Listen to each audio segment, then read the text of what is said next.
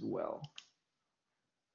So today we are going to talk about hypothesis testing.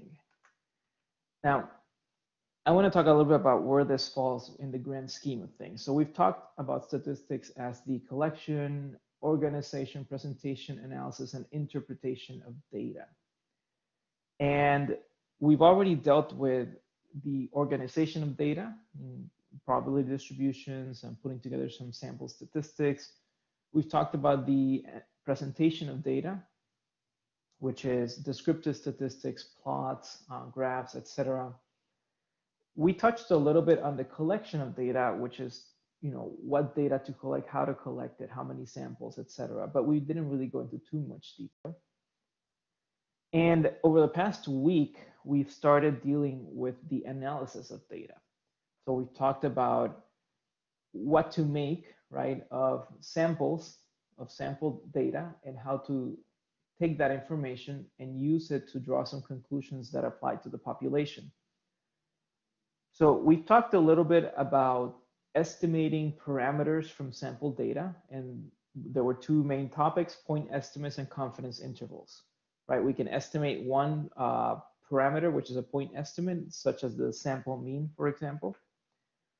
And then we can use those estimates to come up with confidence intervals. So intervals regarding the population. So if I have a sample mean for a set of data that I collected, I can use that sample mean to estimate the range where the interval may fall. And of course, those ranges are not absolute, right? They do have a level of confidence. In this class, we dealt with the 95% confidence interval. In the test, we use a 90% confidence interval, but 95 is something pretty standard. It's a pretty standard number that you will be using in your statistical analyses. Now we want to deal with a more practical problem. Let's say that you are analyzing a sample, analyzing some data, and you want to determine, right? You want to determine the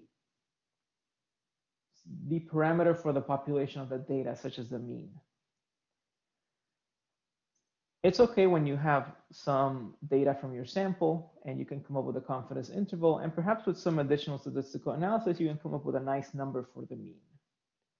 However, in most cases, you're going to have two or more competing statements about the value of that parameter. So if you're trying to estimate the mean of a population, you may have two possible options for the mean of that population. These different statements are called hypotheses.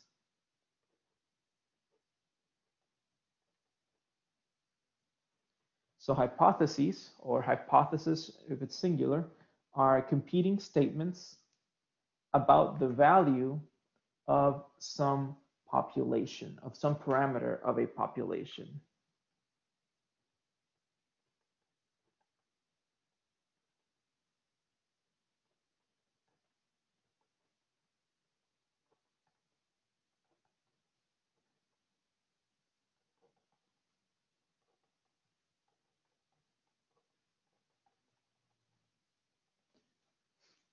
Now, what does that mean? Well, to us, this will mean that if you want to assign a conclusion to a population, because that's the point of statistics, right? We take sample data, we observe it, and we use those observations to draw conclusions about the entire population.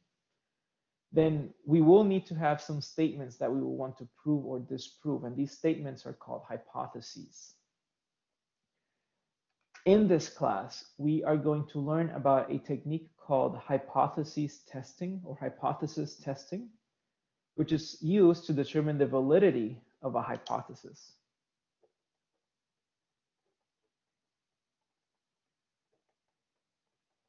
So hypothesis testing is a technique used to determine the validity of a hypothesis.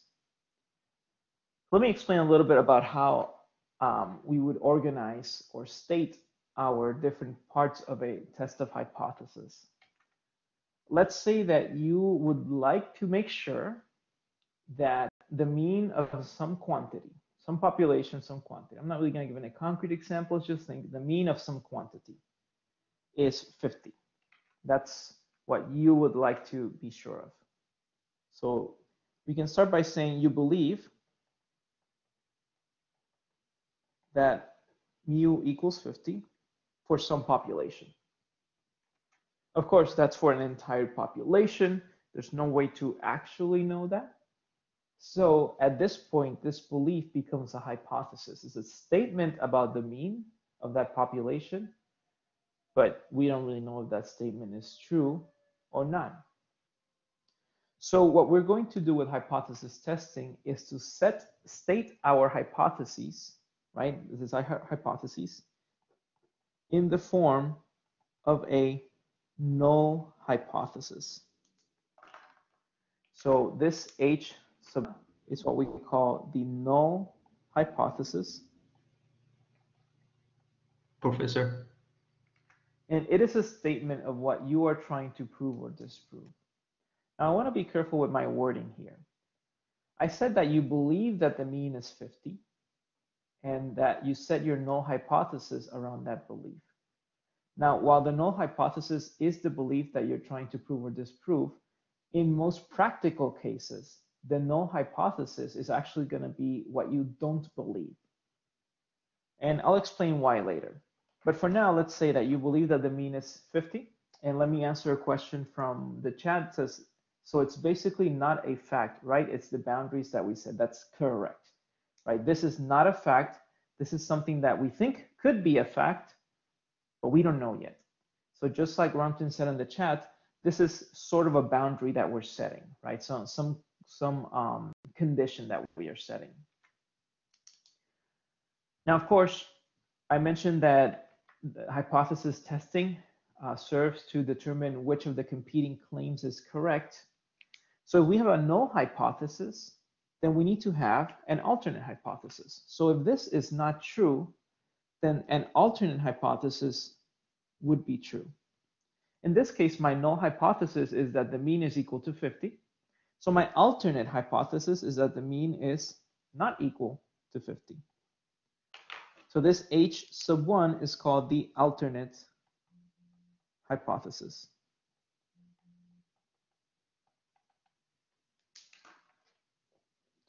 So we have our null hypothesis, which is a statement, and our alternate hypothesis, which is a statement that opposes that first statement.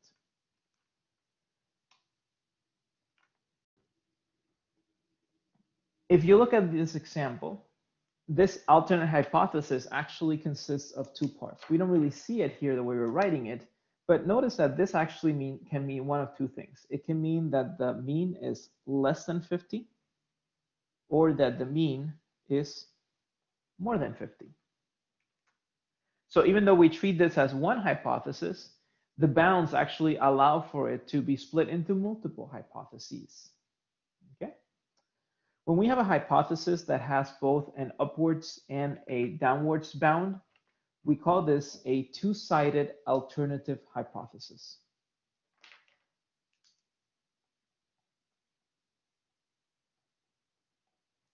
So a two-sided alternative hypothesis is one where your bounds are both in the upper end and the lower end. This is mu less than 50, more than 50. We could also work with a one-sided alternative hypothesis.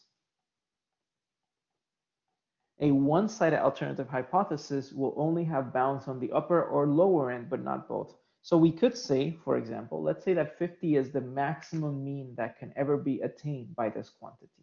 It cannot be more than that. Let's say the quantity only goes up to 50.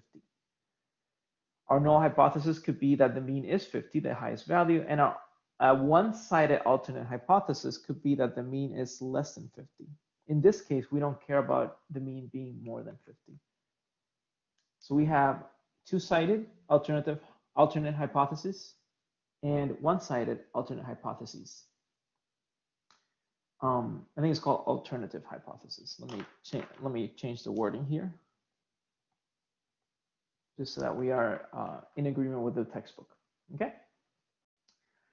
Now, a couple of things we need to understand about these hypotheses is that these are statements about the population.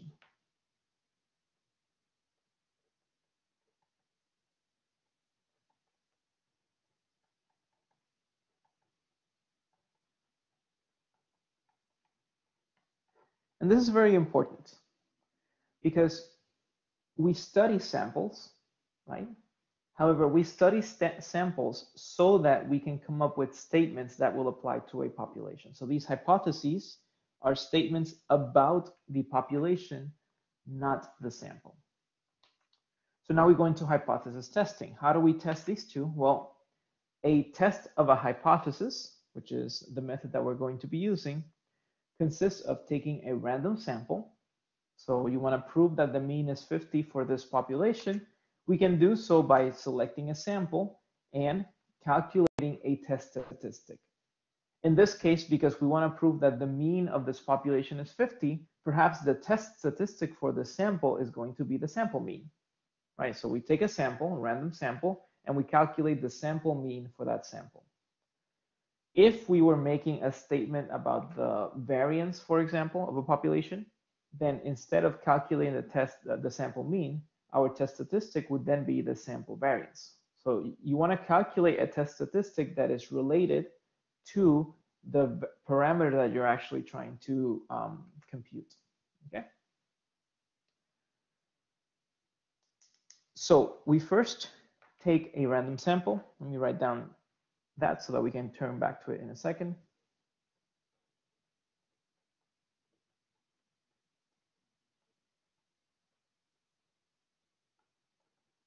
And we compute the test statistic. Once again, if we're trying to make draw conclusions about the mean, my test statistic would be the sample mean. After that, we will have to determine an acceptance region.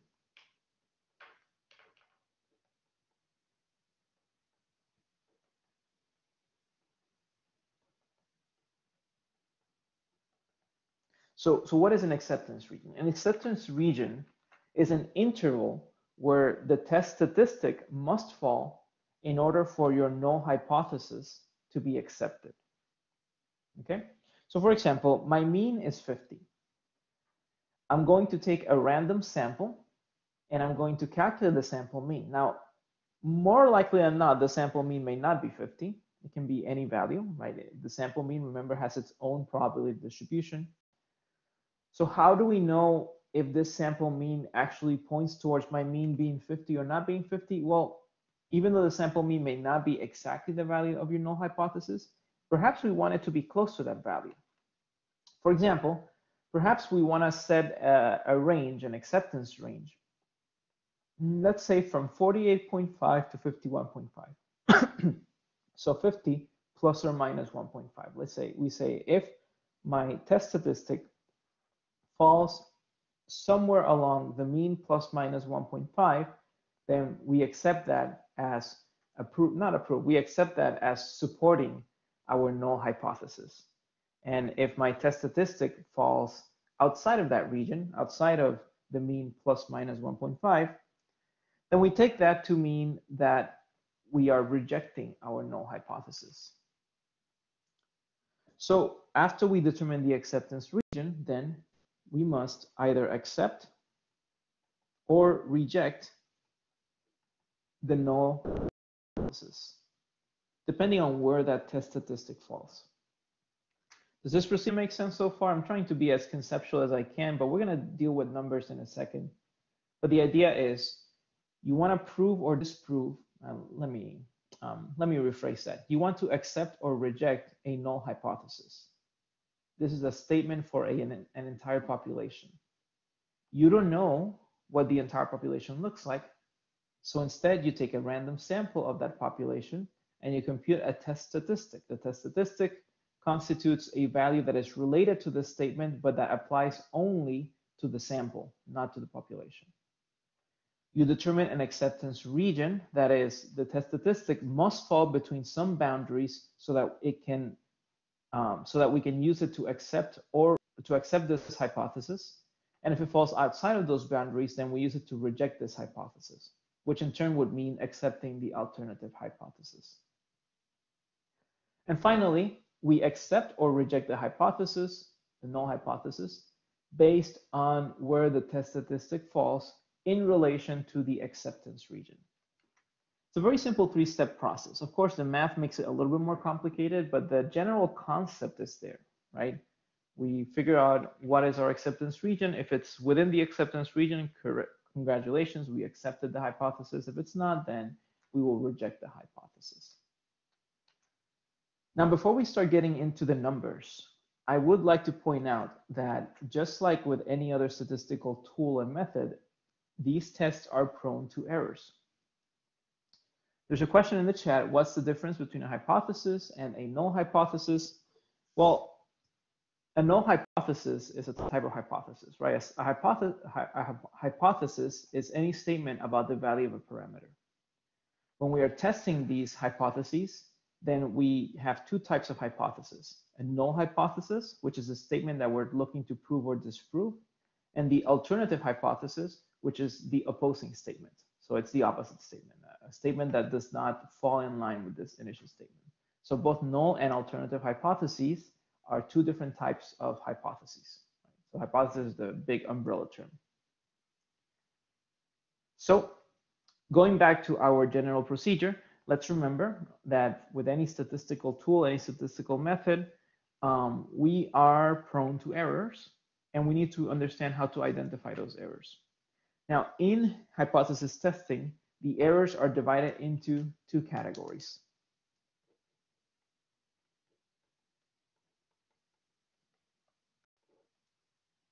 The first category of errors is called a type 1 error. And a type 1 error consists of rejecting the null hypothesis even though it's true.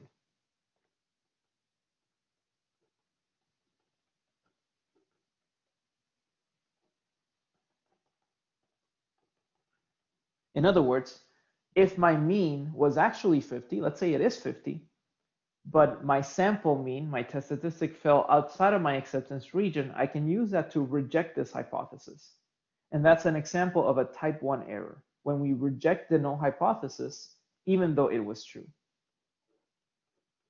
The second type of error, as you may already realize, is a type 2 error. A type 2 error consists of not rejecting the null hypothesis, even though it's false.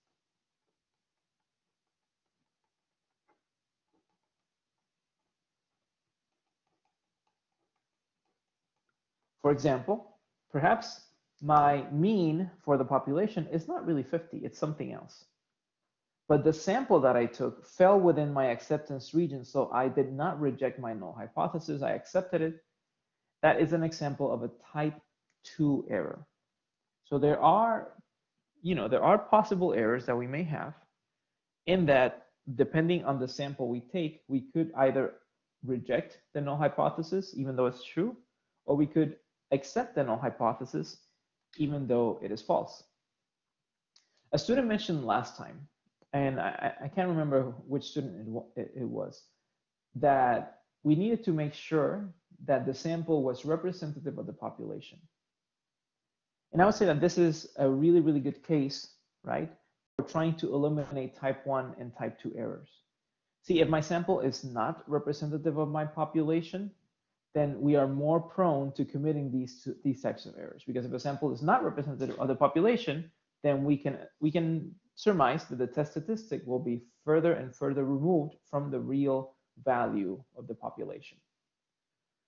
So ways that we can reduce type 1 and type 2 errors include ensuring that your sample is representative of the population. Of course, we haven't really explained what that means or how we can get to that. Don't worry, we'll get to that eventually in this class. A couple of things I would like to note before we start getting into some of the equations and the numbers. This null hypothesis typically resists change. What I mean is that it gives me a precise value for parameters, even for parameters that may have variability. So things like the population mean are values that are really, really hard to find and even hard to understand. Think, for example, of the mean, the average height of all males in the world. Perhaps there is a mean value, right, for all males in the entire world, perhaps there is a mean value. But that value 20 years ago is not going to be the same as the value today. In fact, you know that in general, humans are taller, right? In general. So this value, even the real value, could have variability. Could be variability through time, as the example that we just mentioned. It could be variability through space, through geographical location. So a null hypothesis makes a definitive statement about a property, even though that property may not have a definitive value. And this is very important to understand, because if this is the case, if the null hypothesis makes a definitive statement, even though the real value may not be definitive, may not have a definitive value, then we don't necessarily have to believe that the null hypothesis is literally true.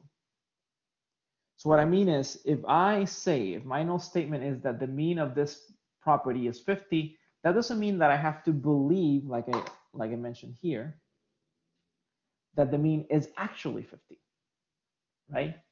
Instead, right, I would like to disbelieve the opposite. In other words, the purpose of a hypothesis test is not to prove the null hypothesis to be true.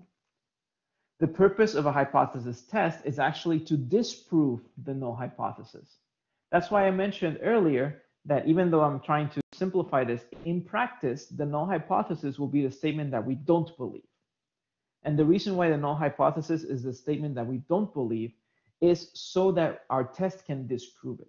So the purpose of a hypothesis test, I think this should be something you may want to keep in your notes.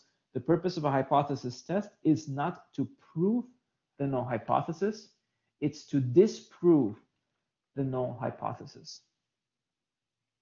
And you can see how that works by looking at these two hypotheses. It's easier to prove what something is not than it is to prove what something is. Think of the judicial system. Nobody, at least in the United States, I don't know about other countries, but in the United States, nobody is declared innocent. If you are accused of a crime and not enough proof is supplied to say that you committed that crime, then you are declared not guilty. In other words, the hypothesis, right, which is that you are guilty, can be disproven. But the hypothesis that you are innocent cannot be proven. And that's why in the judicial system, people aren't declared innocent, they are declared not guilty at the end of a trial.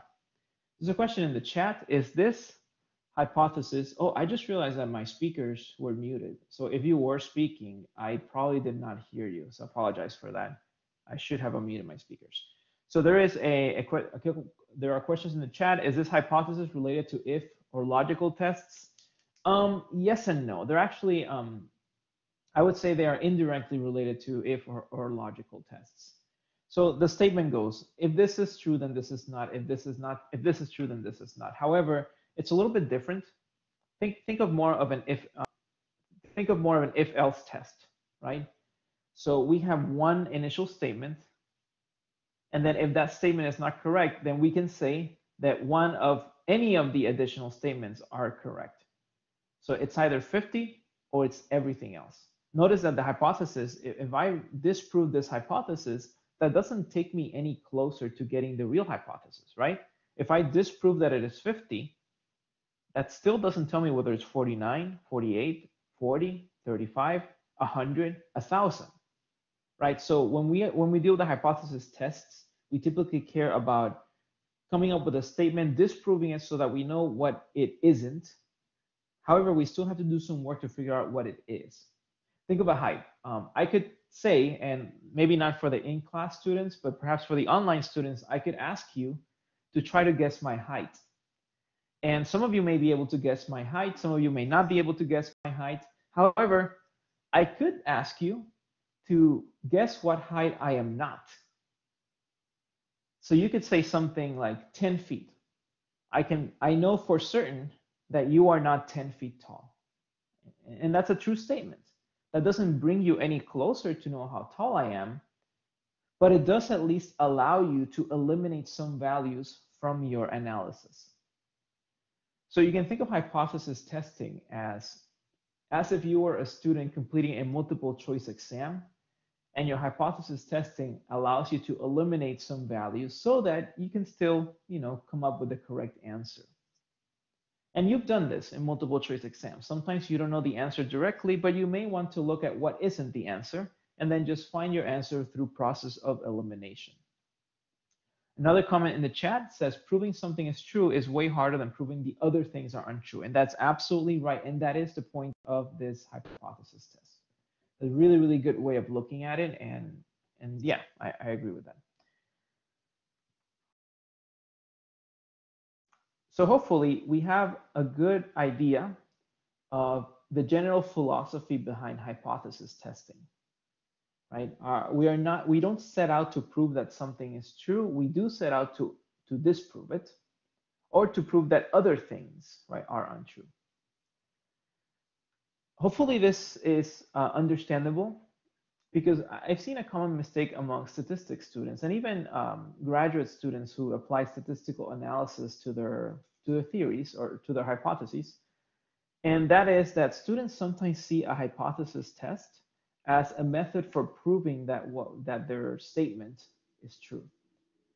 But that is not what we use a hypothesis test for. Let's keep that in mind, right? We prove the negative.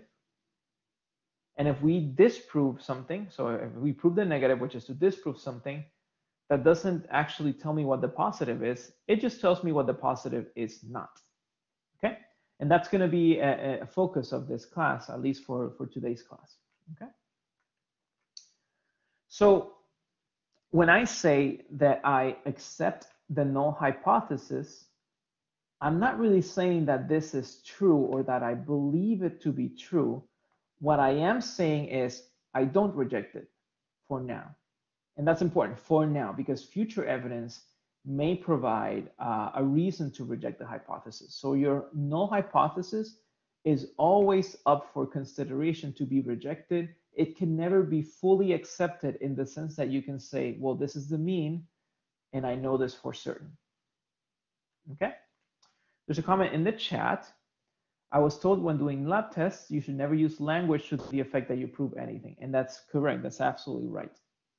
Right? In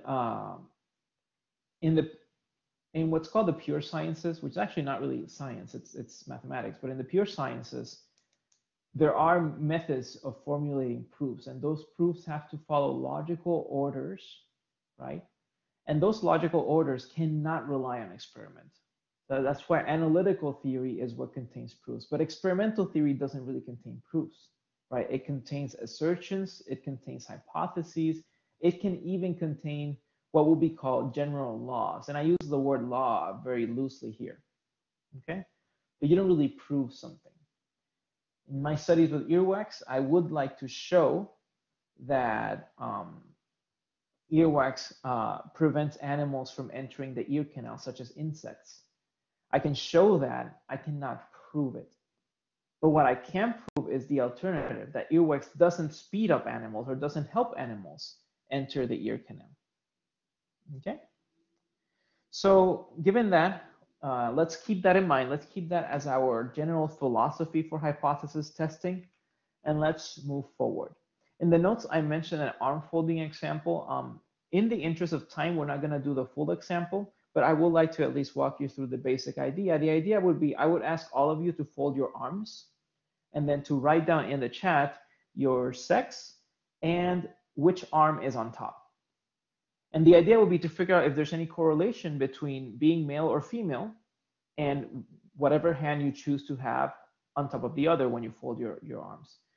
Now, this test has been done several times, and the general consensus is that there is no correlation between being male or female. So there's no correlation between your sex and which arm you fold on top of the other. However, just because there is no correlation doesn't mean that everything's going to be distributed 50-50. In any test that we do, we are going to have higher proportions of, let's say, females with the left hand over the right hand, or males with the right hand over the left hand. So even though we run several tests, our tests are not going to show that the null hypothesis is entirely true. However, what I can do, right, is show that the alternative hypothesis is true. So if we do want to prove that there is no correlation between your sex and whatever arm you place on top when you fold your arms, the appropriate idea would be to set your null hypothesis to be that there is a correlation, so that you can disprove that null hypothesis. It wouldn't be to set your null hypothesis to say that there isn't, okay? So when you think of a null hypothesis, go with the negative, right? Go with what you feel may be disproved. Because, again, we can disprove a null hypothesis, we can't really prove one, at least with certainty, okay? Yeah, I would have wanted to do this example and with real numbers, but we do have a lot to cover today. So let's get into a little bit of the math behind this. I mentioned that there are different types of errors. So we're going to start with the type 1 error.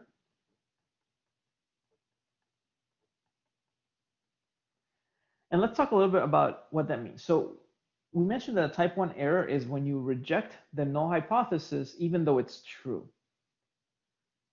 Now, if we knew that we were committing a type 1 error, then we wouldn't make it, right? However, there's still a chance of making an error. Errors aren't really made on purpose. If they are, then they're no longer errors. So the question we ask ourselves is then, how can we prevent type 1 errors if we don't really know when we are making them?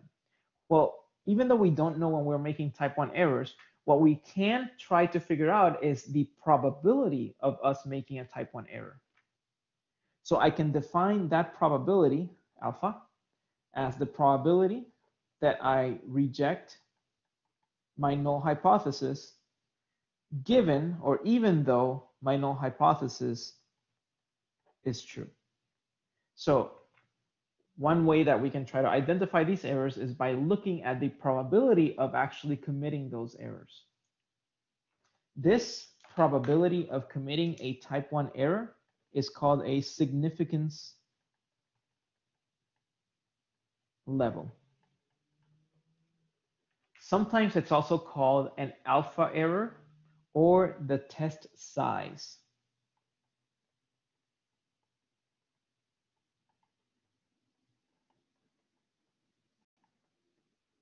In this class, we're going to call it the significance level. Okay? So significance level is the probability that you reject the null hypothesis, even though the null hypothesis is true. Of course, we need to figure out how to calculate that value. So what I would like to do is come up with a simple example from your textbook. All of the examples, not all, most of the examples in today's class come directly from the textbook. Others come from supplemental material that I like to use.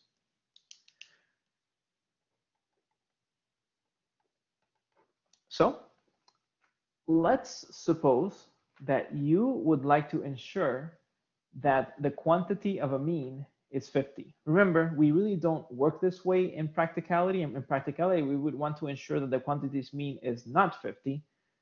But just for simplicity, let's say that you want to ensure the quantity's mean is 50, so that your null hypothesis becomes the mean is equal to 50. Okay? Your alternative hypothesis becomes that the mean is not equal to 50. So it can be lower than 50. It can be higher than 50. Okay? And let me just write that down here so that we remember that we're looking at a two-sided alternative hypothesis. Let's say that you are studying a sample, and that sample belongs to a population with the following parameters.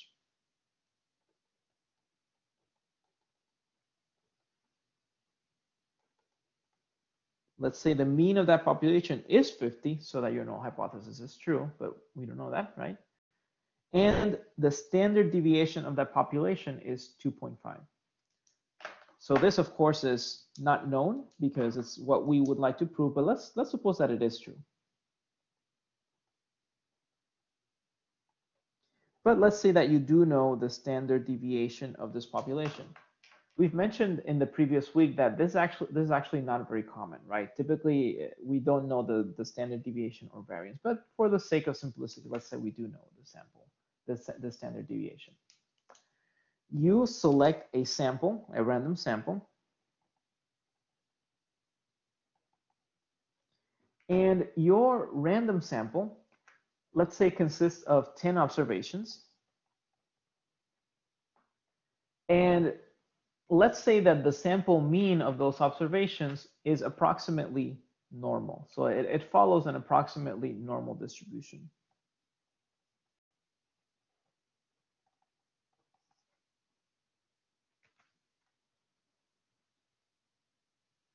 For your study, you would like to set your acceptance region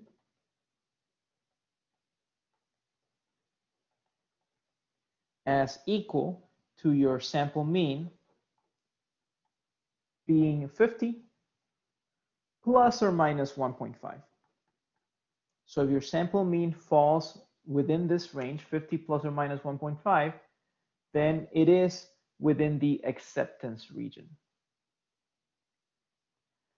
Now my question is, what is the significance level of your test?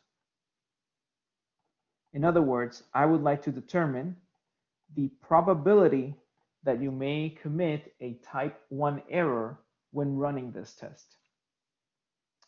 So let's see how we can do that. We know that for this test, the hypotheses are the null hypothesis, mean equals to 50, and the alternative hypothesis, mean not equal to 50. So let me just write that down.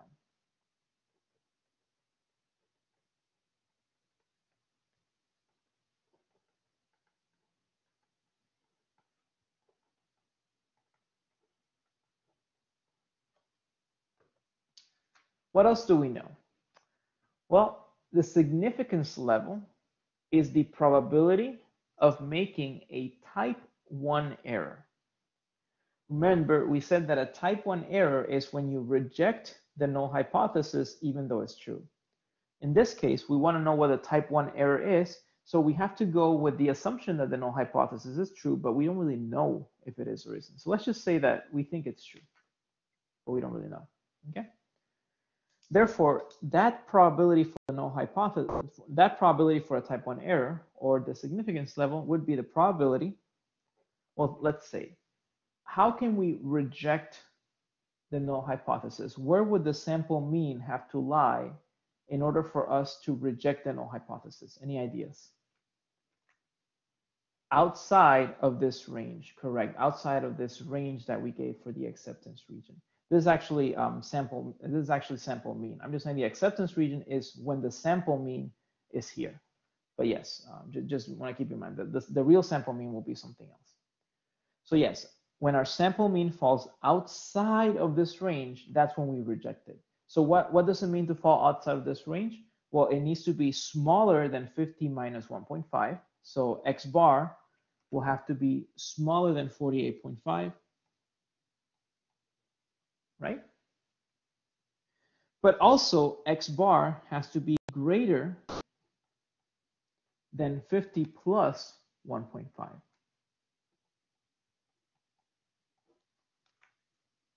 So if I find the probability that my sample mean is smaller than 48.5 or greater than 51.5, then I will know what the significance level for my test is.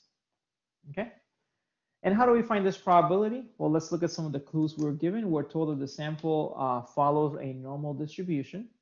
So the sample follows a normal distribution. We can use what we've already learned about normal distributions to figure out what the probability of the sample mean falling in this range is. We can do this by standardizing X bar. So standardizing the sample mean. And we can standardize the sample mean by creating a test statistic called Z, which is a standard normal random variable. And that standard normal random variable will be equal to the sample mean minus the true mean, right, divided by the standard deviation over the square root of the number of elements. We've already done this before, so I don't think this warrants any more explanation. For this case, we actually have two values of x bar that we're looking for, so we're going to have to end up with two values of my standardized variable. Let's say that my first value, z1, let's say that my first value is the lower bound. In this case, z1 has to be equal to x bar, here being 48.5, minus the true mean, which we think it could be 50, divided by the standard deviation, which was given to be 2.5, and that divided by the square root of the number of elements, which is 10. Our upper bound would be z2, and that would be x bar, so 51.5, minus the true mean, divided by the standard deviation over the square root of the number of elements. In both cases, this is equal to negative 1.90 and positive 1.90. So we can find what that significance level is by finding the probability of that standard normal random variable. In this case, my significance level, it was the probability of x bar being less than 48.5. But x bar being less than 48.5, since it follows a normal distribution, should be the same as z being less than negative 1.90. Plus the probability of x bar being greater than 51.5. But it does follow a normal distribution, so x bar being greater than 1.5 is the same as z being greater than 1.90. Try to look at your z tables in the appendix and let me know what the values for these probabilities are.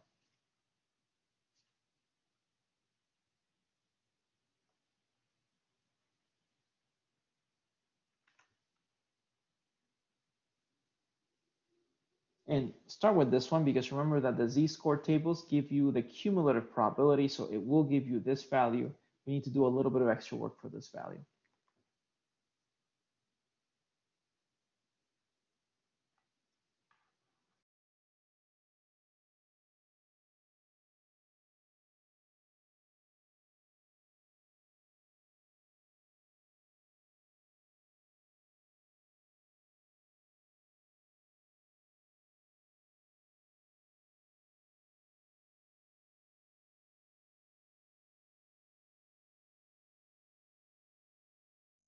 Thank you, Samuel. So in the chat, we have 0.028717. That's good. So 0.0287. I'll just leave it at 3 sig figs. Of course, we want to find the probability of this value, but notice that this is actually z greater than 1.90. And you may want to remember that the probability of z being greater than 1.90 is the same as 1 minus the probability of z being less than 1.90. Of course, remember something very important.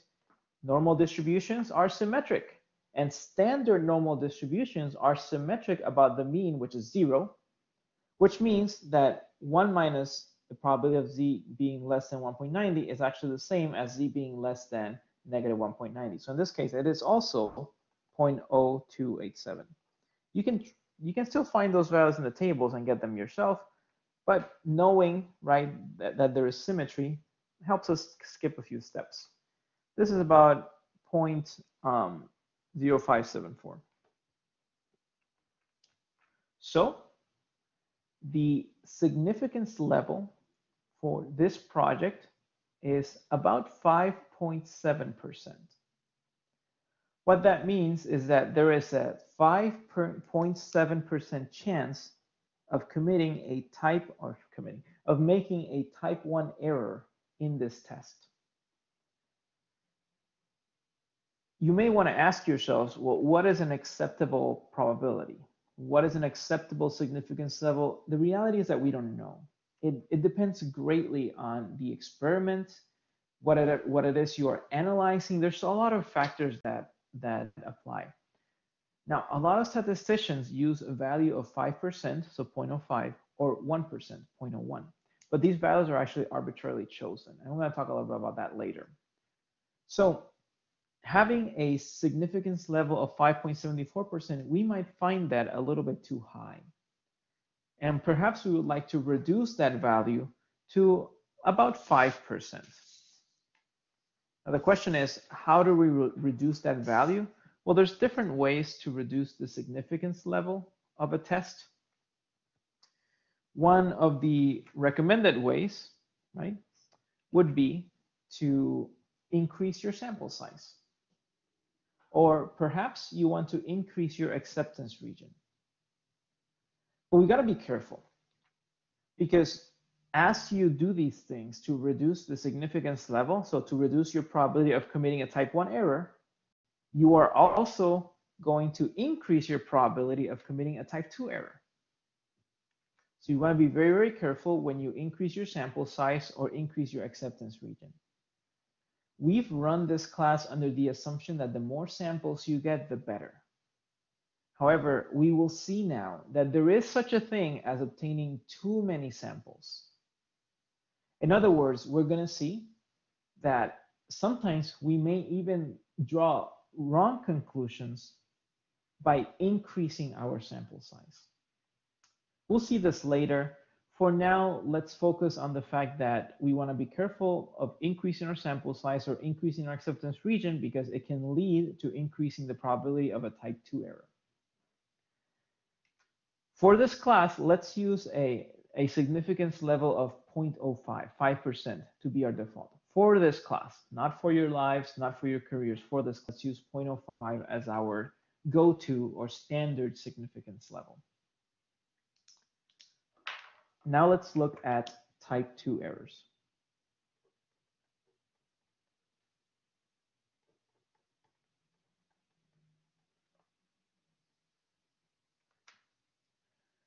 The probability of making a type 2 error is given with the beta equation.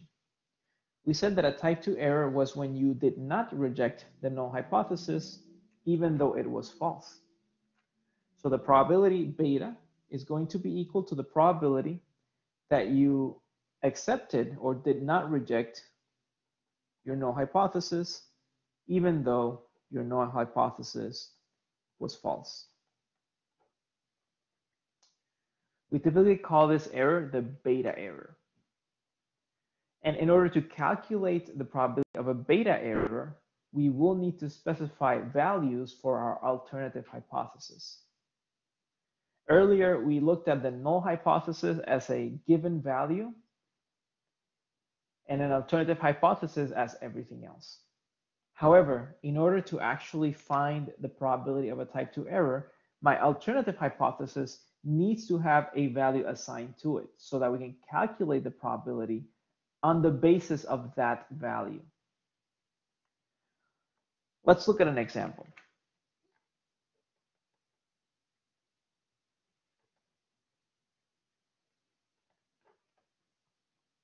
Let's say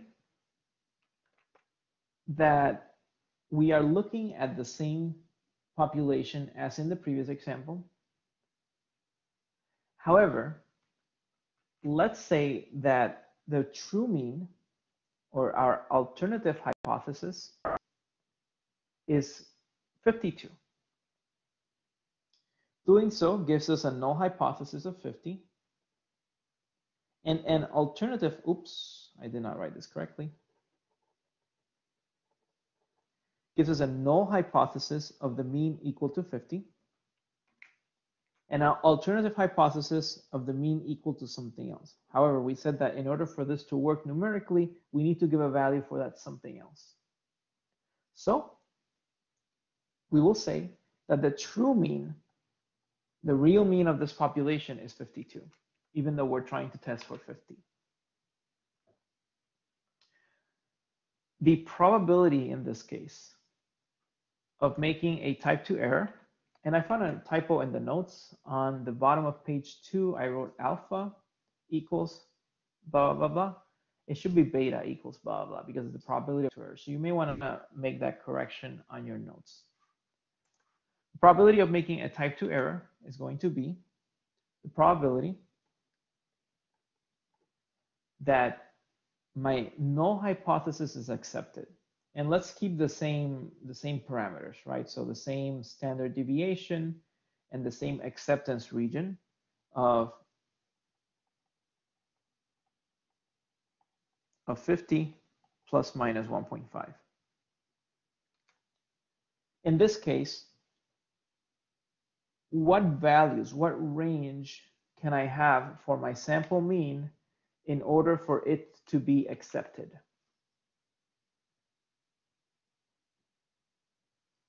You have the same acceptance region of 50 plus minus 1.5.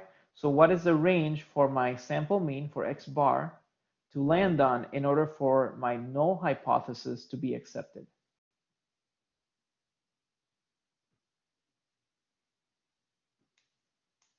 Exactly. We're testing null hypothesis. However, we said that in order for it to be rejected, it would have to fall outside of the acceptance region. But because we want to accept it this time, right, the probability of accepting the null hypothesis, now instead of falling outside of the acceptance region, it should fall inside the acceptance region so that we can accept this null hypothesis.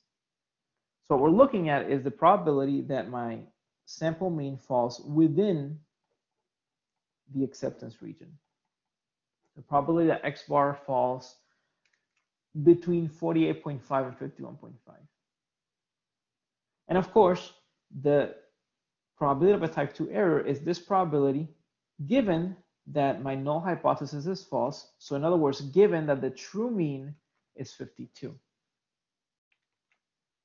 We can standardize X bar, right? We can standardize our sample mean to find this value in our normal distribution tables.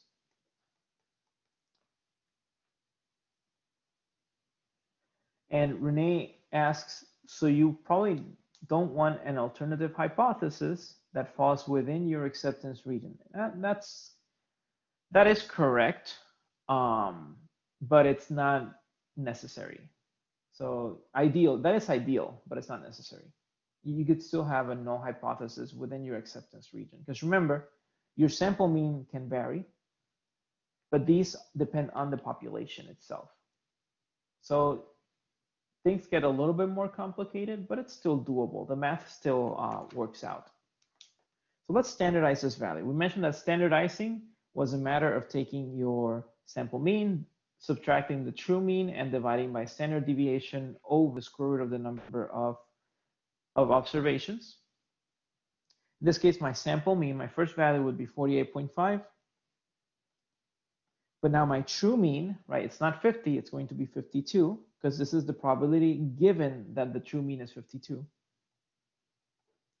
Divided by my standard deviation, it was given in the previous exercise, 2.5 if you don't remember, over the square root of the number of observations, also given in the previous exercise, which was 10 if you don't remember.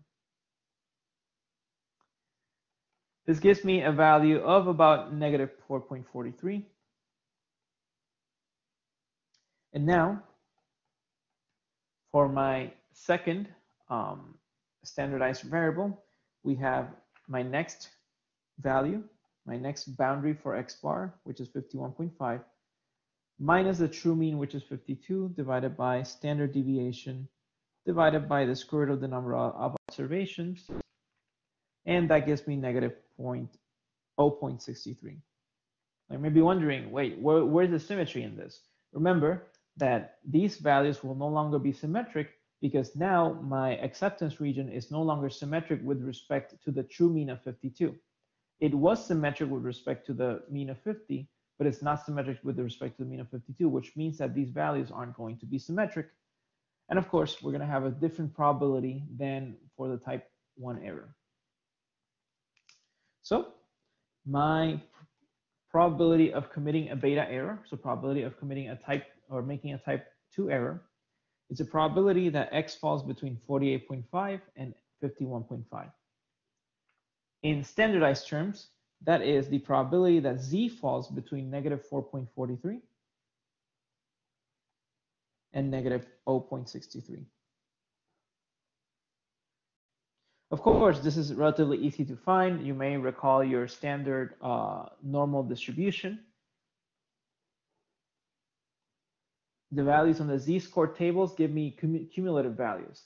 So if we're looking for the probability that your value falls, let's say in this range, all you have to do is take the z-score value for this number, and by the way, this is a little bit to left of 0, left of the center, is to get the z-score value for this number, which will give me the entire area under the entire bell curve all the way to infinity, and subtract from that the z-score value for this number, which will give me this area to the left. And that gives me, geometrically speaking, that gives me the probability of the range that we are looking for.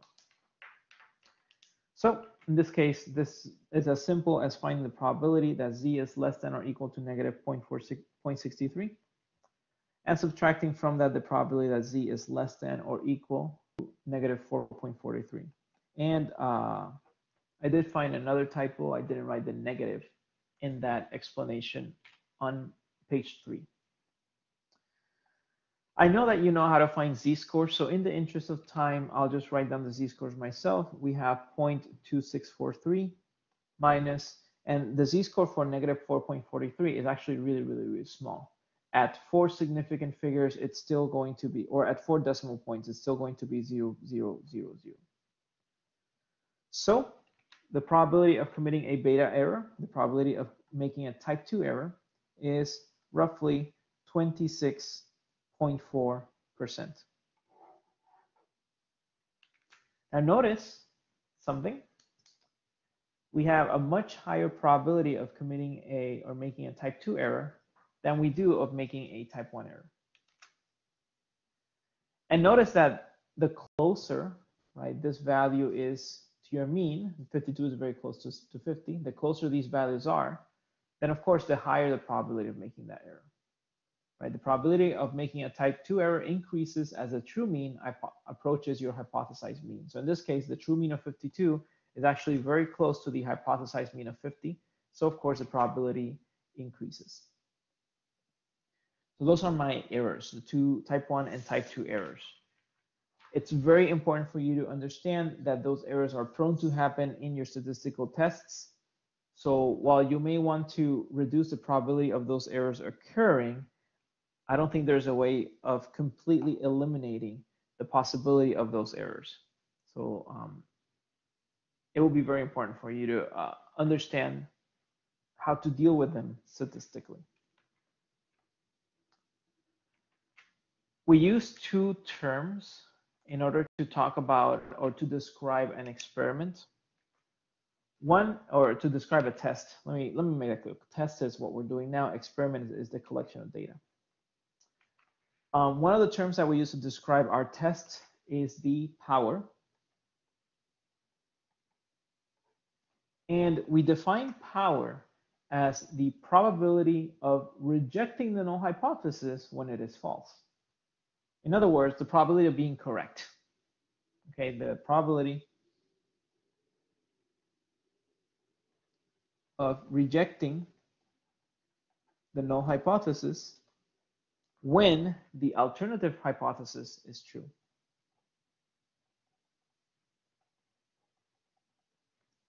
Now notice that a type 2 error was not rejecting the null hypothesis when it is false, but here we're looking at rejecting the null hypothesis.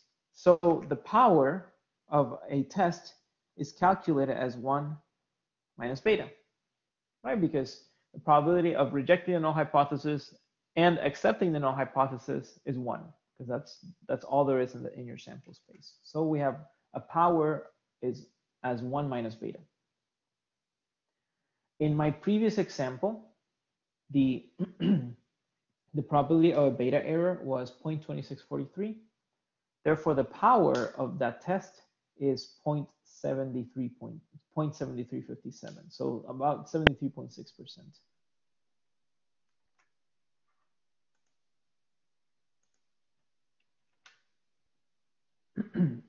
Power can be considered a concise measurement of the sensitivity of a statistical test. Now, I've talked about sensitivity and specificity in an example with the illnesses back in the first couple of days of class, maybe the first week of class. But let me define sensitivity again. The sensitivity of a test is the ability of the test to detect differences between the real and hypothesized values. In other words, the ability of the test to determine whether or not your null hypothesis is true.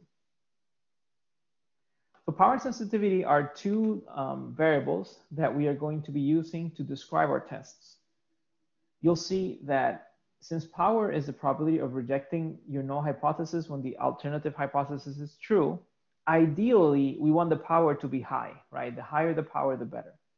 We have two different methods for testing the same data. We would probably want to look at which one has the highest power and then use that to draw our conclusions. Of course, with some caveats in mind, which we'll talk about later.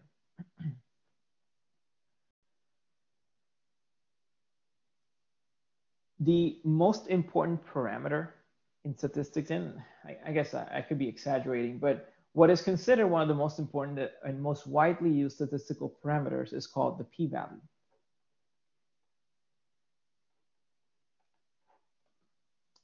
You may recall, if you ever deal with data collection, or if you ever work in a lab setting or a testing setting, and you are working on the analysis of the data, your supervisor may have asked you, well, what's the p-value for this test? It's a very important parameter. The p-value is the smallest level of significance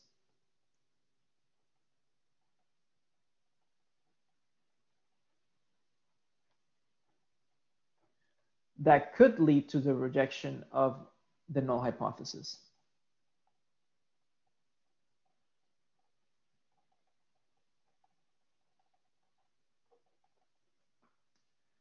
In other words, we did an example earlier where we calculated the significance level for a test, and it was 5.74%. The p-value consists of looking at what's the smallest significance level that would lead to us rejecting the null hypothesis. So for that test, that is its p-value, okay? If my p-value is small enough,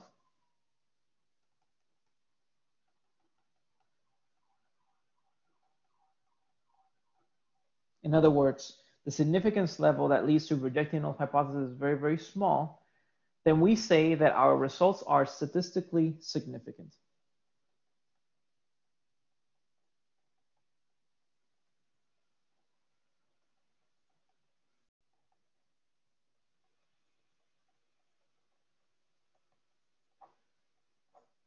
And in the interest of time, I would like for us to forego our break today. I know we usually have a 15-minute break in between the class.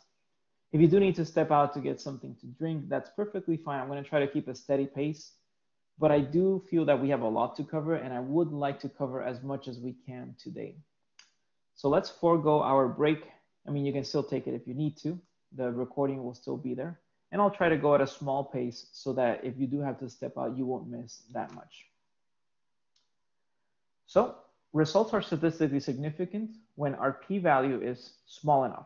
But then the question is, well, small enough to what? So in general practice, we typically compare the p-value to a significance level of about 0.05 or 0.01. So when I say small enough, I would say probably less than 0.05 or, or less than 0.01. But I mentioned earlier, these values are kind of arbitrarily chosen, and there is no guarantee that they will be correct for all situations or that they will work for all of your experiments. We're going to be dealing a lot with p-values in this class. I would say let's start with an example so that we can get used to some of the calculations required to determine the p-values of a test. When you are a little bit more advanced in terms of statistical analysis, you will be running your tests, you will be performing your hypothesis tests, and you will be required to find the p-value for your tests. So it's a very, very important value used throughout statistics.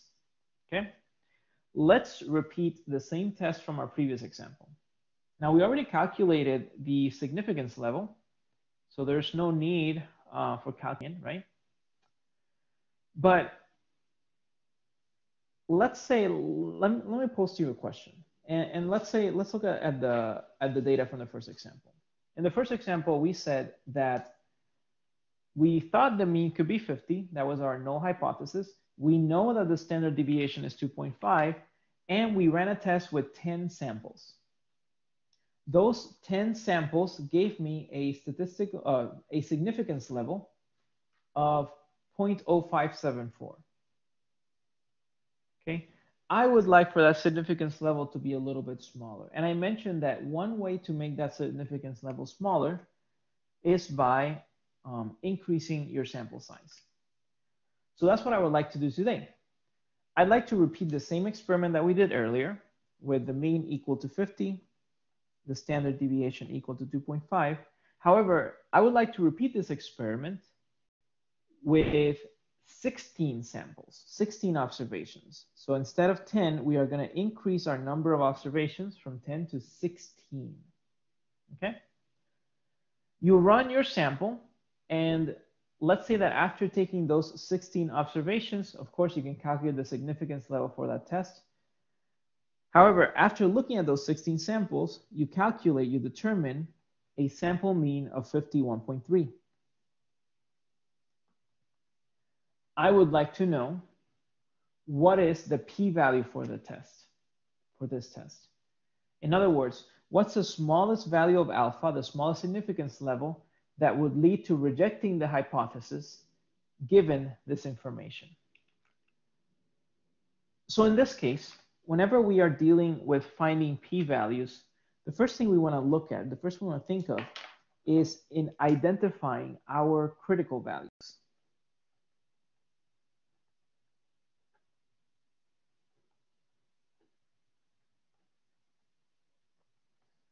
We want to identify critical values because those values are going to determine our acceptance region. So if those critical values are determining our acceptance region, and we know that the p-value is the smallest level that will lead to rejecting the null hypothesis, that means that my sample mean, my measured or observed value, has to be one of the critical values. So my first critical value is 51.3. So how do we construct an acceptance region from this critical value? Well, you have your mean, your hypothesized mean. And here, let's say that my null hypothesis is, once again, mean equals to 50. That means that my acceptance region has to part from this 50.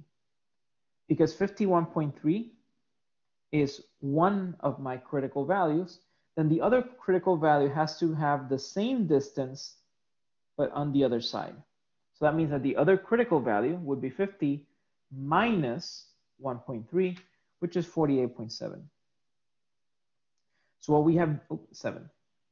So what we have done here is we have constructed our own acceptance region based on the results of this sample. What this means is that this sample is right at the border of being rejected. Right? The significance level is small enough that it's right at the border of being rejected. So my other critical value is going to be 48.7. Those are my two critical values. So now that we have determined and identified our critical values, then what we need to find is the probability, right, that my actual value, that my sample mean would have fallen outside of those critical values.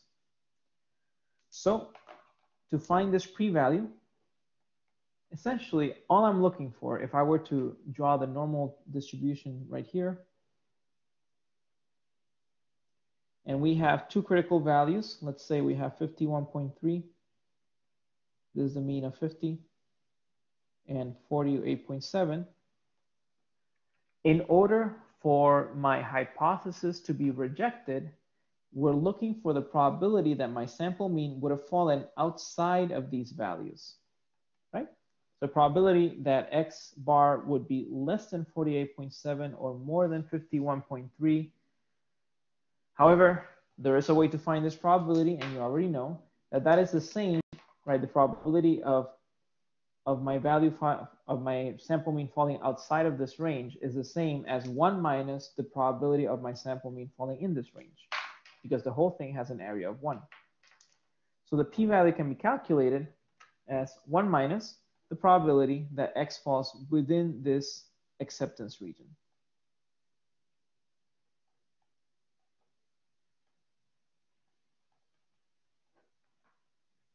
And of course, we can standardize this. We already know how to standardize, so I don't have to give much explanation.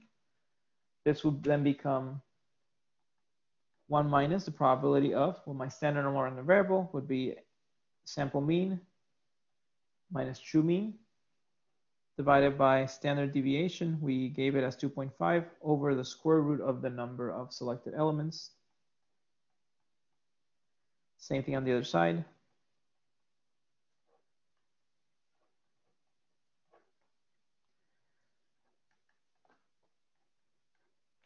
Calculating this, and again, in the interest of time, I'll do the calculations myself, gives me negative 2.08 for the lower bound and 2.08 for the higher bound. Here we have symmetry. So of course we'll have symmetry in the standard normal random variable as well. Finding the p-values, finding the z-scores for 2.08 and negative 2.08, this essentially gives me a probability of 1 minus 0.962 or 0.038. What this means is that the smallest significance level that would lead to rejecting my null hypothesis is 3.8%. A couple of things we want to note. In the previous example, we had a significance level of 5.74%. And we mentioned that that's typically the significance level that we choose as our standard value. In this case, my p-value is smaller than 5%, which is our standard value. Again, standard in quotes because we're only using it in this class, it doesn't apply to everything. Because my p-value is smaller than 0.05, my standard value, what this tells me is that if we were to use a level of significance greater than 3.8%, then my null hypothesis would be rejected.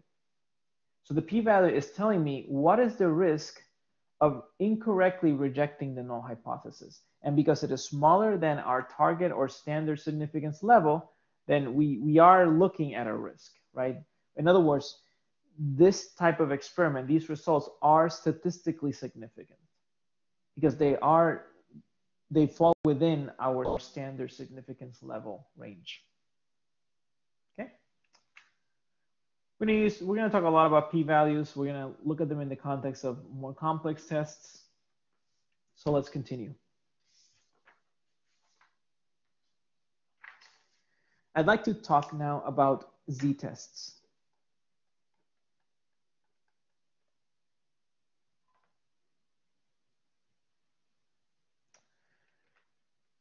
A z-test is a test on the mean.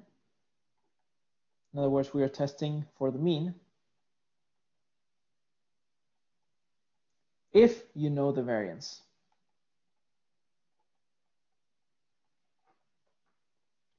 The letter Z should probably give you an idea or a sense that we will be looking at a standard normal distribution at some point in the test. Typically, the null hypothesis of this z-test is the mean equal to some value, some given value, okay, some constant. The test statistic for a z-test is going to be a standard normal random variable, which will be equal to the sample mean standardized. Now, we've already done this before. We're just giving it different names. The two-sided alternative hypothesis for the z-test would be that my mean is not equal to the constant that I specified. We've done this before. Now, for this two-sided alternative hypothesis, then we have a p-value which will be equal to the probability, right, that's above my test statistic and below the negative of my test statistic. We have a guest lecturer today.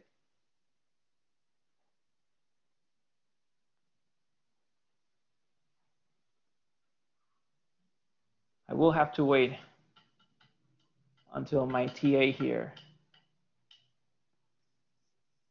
finishes with her scratching.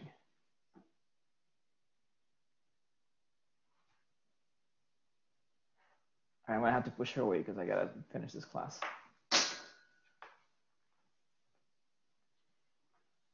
All right. I have another cat, and she actually did walk around the camera a little bit, but she's a little bit more considerate. She knows that I'm teaching, so she doesn't get in the way. But this one is a bit more attention-seeking. Anyway, let's move on. For this two-sided alternative hypothesis, now my paper is full of hair. For this two-sided alternative hypothesis, the p-value, right, would be the probability that my test statistic falls outside of my acceptance range. Then I have to call in some backup.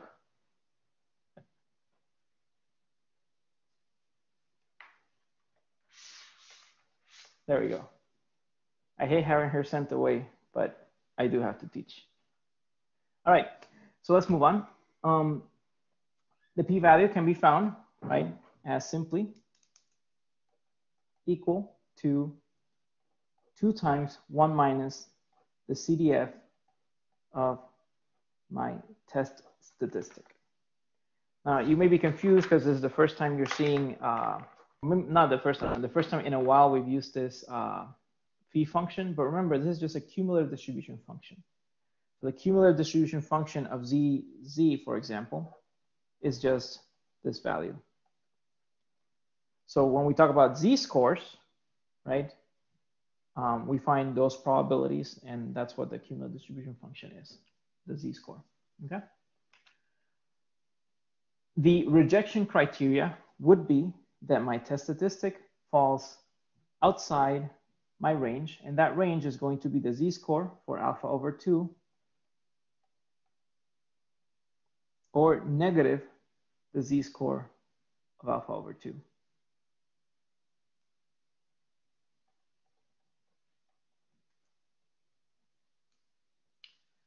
Now I see something in my notes here that I would like to confirm before I continue. So let me just consult with my textbook for a second, because I think I'm seeing an error here.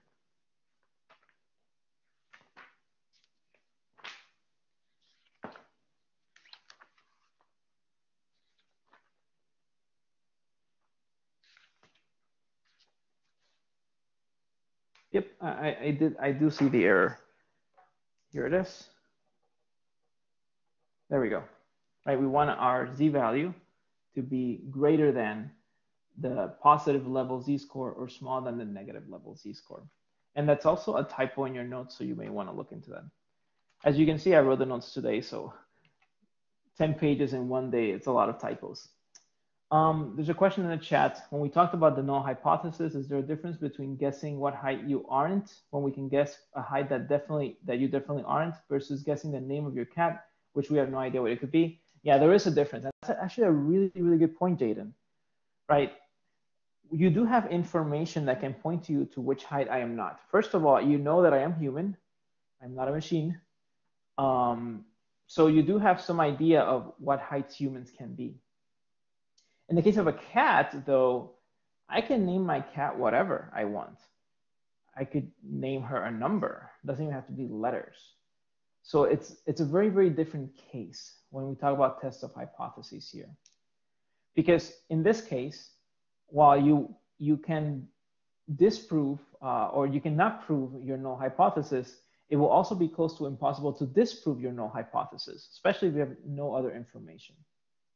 That's a very, very important point, Jaden, in that whenever you are trying to study or perform a test of a hypothesis, you do need to have enough information of your system so that you can disprove something accordingly.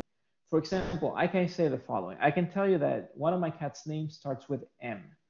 And if that's the case, then you know that any name that doesn't start with M can be disproven.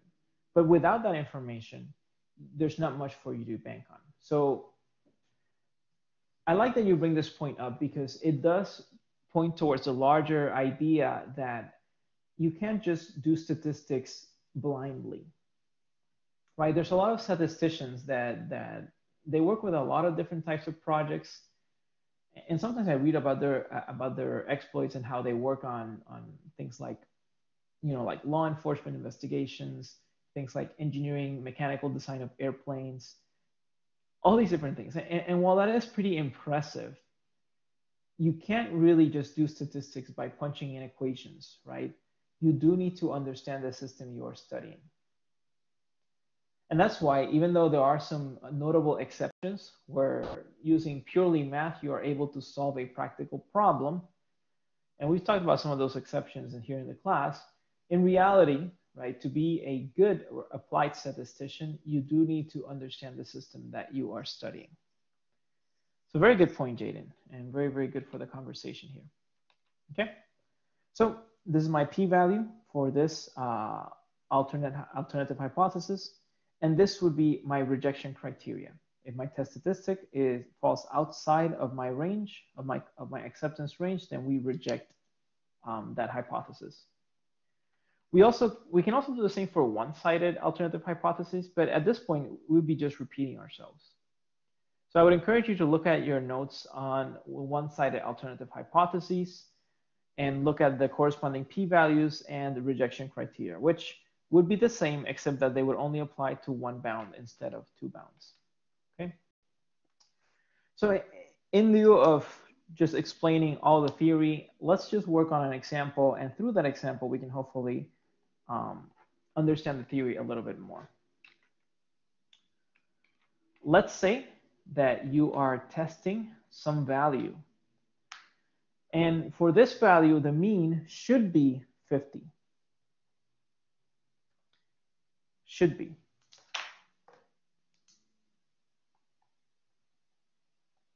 Notice that I'm not saying that it is. I'm only saying that it should be 50. We know that the standard deviation of this value is 2. And we specify that we want to have a significance level of 0.05, 5% for our type 1 error. Now to study the system, we select a random sample of 25 observations. And after measuring those observations, we get a sample mean of 51.3. So you, the statistician, select 25 elements, you observe them, you calculate the sample mean, and it is 51.3. Now, given this information, I would like to know what conclusions we can draw from this. So let's see, we can perform a z-test. For this z-test, what would my null hypothesis be? Based on how a z-test is organized, which is similar to what we've done already in previous examples. So what would the null hypothesis for my z-test be?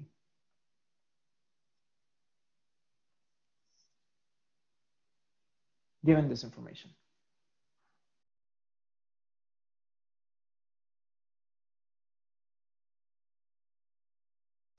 Christian, you're already thinking like a statistician, and that's good.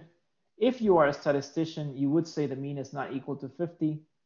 But let's simplify this here a little bit, and let's just say that the mean is equal to 50. Because remember that when we run z-tests, one property of a z-test is that the mean is equal to some value, not is not equal. That's a property of z-tests. If you were doing other tests, then yes, I'd say that would be correct. Okay, so my null hypothesis would be that the mean is equal to 50 for this z-test. And of course, my alternate hypothesis would be that the mean is not equal to 50. My test statistics will have the following boundaries. We can see that the rejection criteria are that the test statistic, if the test statistic is greater than the z-score for alpha over 2, or the test statistic is smaller than negative the z-score for alpha over 2.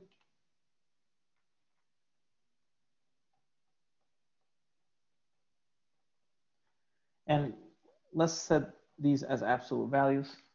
Then, of course, we can reject this hypothesis. In this case, we are trying to set our significance level to be 0.05. So for 0.05, we would then be comparing my test statistic to the z-score of 0.05 over 2, which is 0.025. And we've done this, we've used this z-score before. You may recall that this z-score was 1.96, very common one that we use in statistics. So essentially, we want to see if our test statistic falls within this range, within negative 1.96 and positive 1.96. If it falls outside of this range, which is what this is showing, then we will reject our null hypothesis. We call this the rejection criteria. Criteria because it's 2, criterion if it were 1. So let's complete this z-score. Let's calculate my test statistic. My test statistic would be z naught equal to a standardized version of my sample mean. For this experiment, we're told that the sample mean, and let's set this as u naught, what it should be, the value that's given. The book doesn't really do that, but I think it's easier if we just do it that way. So we have a sample mean of 51.3, a should be value of 50, a standard deviation of 2, and then square root of 25 observations. This gives me a test statistic value of 3.25.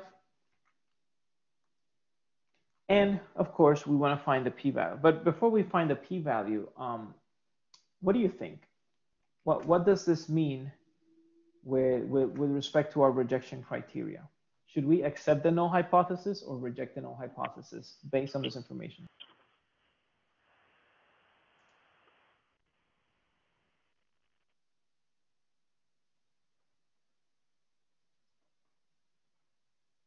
Let's see, any ideas? Should we accept the null hypothesis or reject the null hypothesis? We should reject it, Christian, right? Because it falls outside of this range, right? Notice that z is greater than 1.96. Therefore, we will reject the null hypothesis.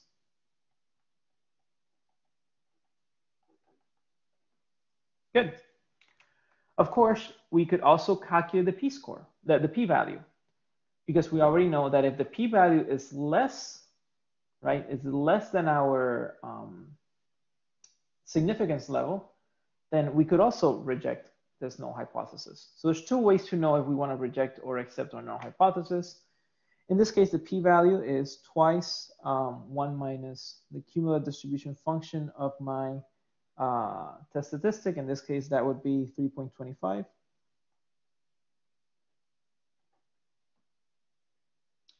And if we go to our z-score tables, the probability for 3.25, or at least 1 minus that probability and then multiply by 2 would be 0.0012. And notice that this p-score is less than my significance level, which we already set to be 5%. So this gives us more support that for the notion that we can reject the null hypothesis. What can I conclude here, right? Because the whole point of this is to draw conclusions and apply the conclusions for the population. Well, my conclusion would be the mean of the population is not 50. So by rejecting the null hypothesis, I'm making a definitive statement that the mean is not 50. Notice that I don't know what it is. It could be 50.1. I don't know. What I know is, based on this experiment and for the given significance level, the mean of this population is not 50. Okay? That's a bit of an example of how to run a z-test. It's pretty standard. We've done this already in other examples, right? We just kind of keep repeating this a little bit. But the important thing is that we understand how the concepts work here, right? The idea is to understand that if your test statistic falls outside of your acceptance region, then you should reject the hypothesis, or if your p-value is less than your proposed significance level, then you reject the null hypothesis. Now, when we talk about p-values, of course, we are looking at type 1 tests, but we already know that there's also a possibility of making type 2 errors.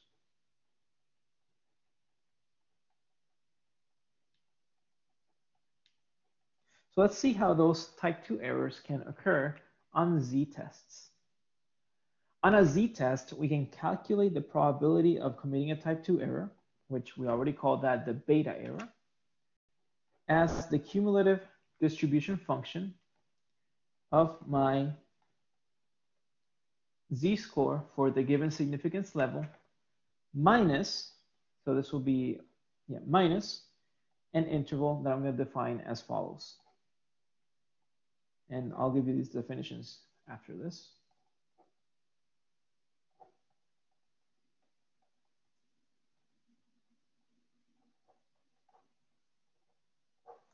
All right. So here I'm going to define my little delta as being equal to the true mean minus the hypothesized mean. Of course, we assume that the hypothesized mean is the true mean because we don't know what the true mean is. So in that case, delta would be 0. But as we get more information about the project, we could find that there are differences between the true mean and the hypothesized mean. The probability of committing a type 2 error, as you can see, depends a lot on how different the true mean is from your hypothesized mean. Now, we typically don't use this equation to find that probability because we already know that if we knew this difference, then there's no need to hypothesize this value. If we know what the true mean really is, then we don't really need to hypothesize the value. So then what do we use this equation for? This equation is actually used more to try to find an appropriate sample size for a particular value of a beta error.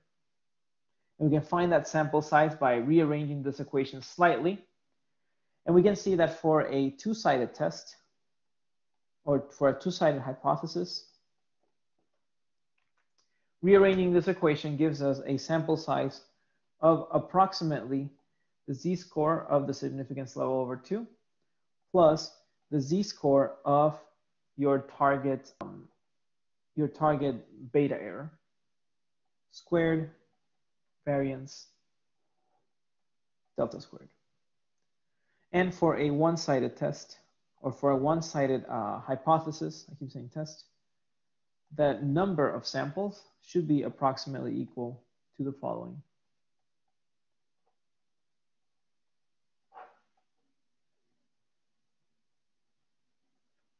Okay, so we use this equation to try to figure out what is the appropriate sample size, the appropriate number of observations that can allow us, right, to figure out, or that can allow us to figure out our probability for a particular beta error value.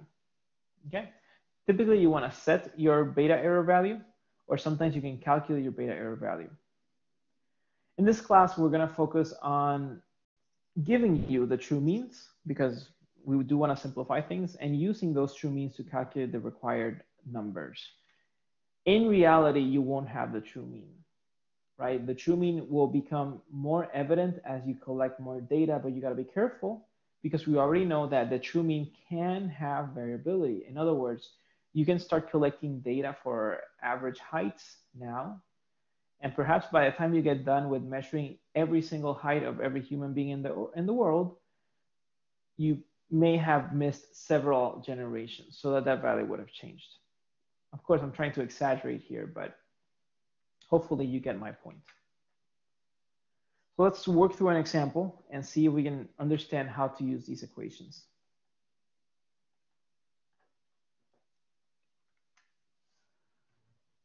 Let's look at the previous example, and let's say that the true mean was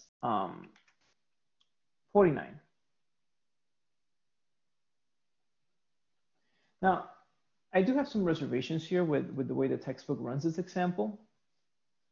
And I'm not really sure the decision behind the textbook authors, but for some reason, the textbook authors kind of play around with what is the true mean and what is the hypothesized mean. In order to not confuse you and not try to come up with my own answers if I don't really know them, what I'm going to do is just follow the procedure of the textbook. But if you notice that your delta is a value when it should be a negative value, then we are on the same page, okay? But I do want to follow the textbook because I'm not sure I understand the reasoning, so I don't want to reject it entirely, okay? So for the previous example, and remember the previous example, we had hypothesized a mean of 50. We had figured out a standard deviation of 2. And we wanted a significance of 0.05. And if I remember correctly, we had a sample size of 25 and a sample mean of 51.3. If the true mean is actually 49, I would like to know what is the beta error, so the probability of committing a type 2 error, for a two-sided test. Okay, so we have our equation right here for a two-sided test. Notice that the probability of the error doesn't really matter. What matters is the sample size, but we already know the sample size, so we can just go down to our general equation. Our beta error should be equal to the cumulative distribution function of our z-score for alpha over 2. Notice that we're also using a significance level of 0.05. And so I'm not moving this paper up and down. I'm just going to write the whole equation here.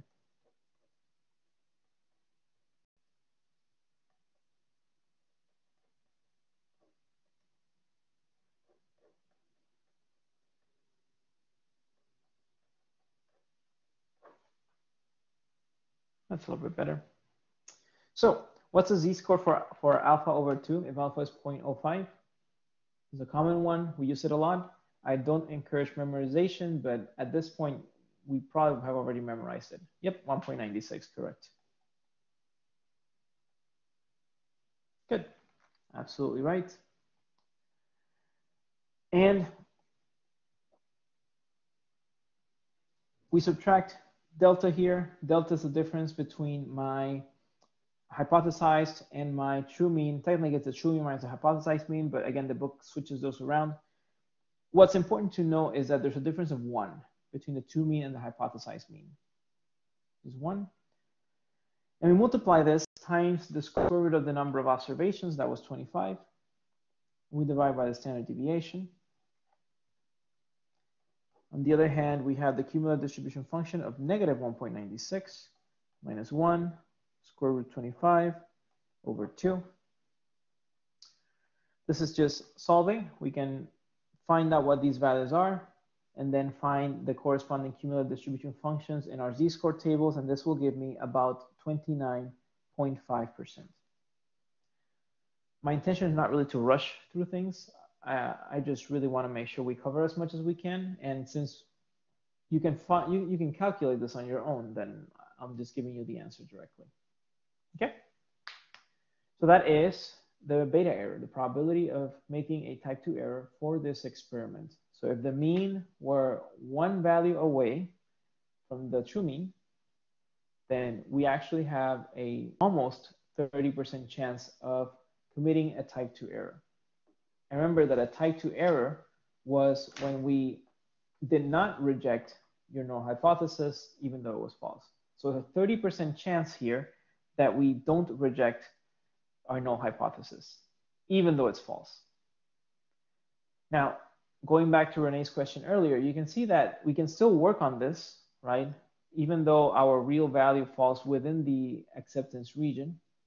However, it does make our analysis a little bit trickier. The math is the same and the math works out, but our analysis, as you can see, is a little bit trickier because we do have a high chance of committing a type 2 error.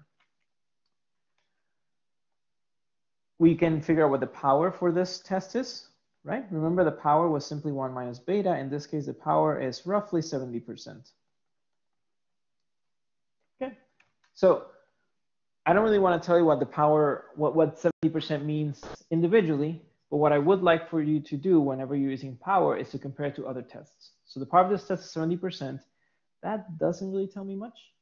But what it does tell me is that I can compare with another test and look at that test's power and then draw conclusions from there.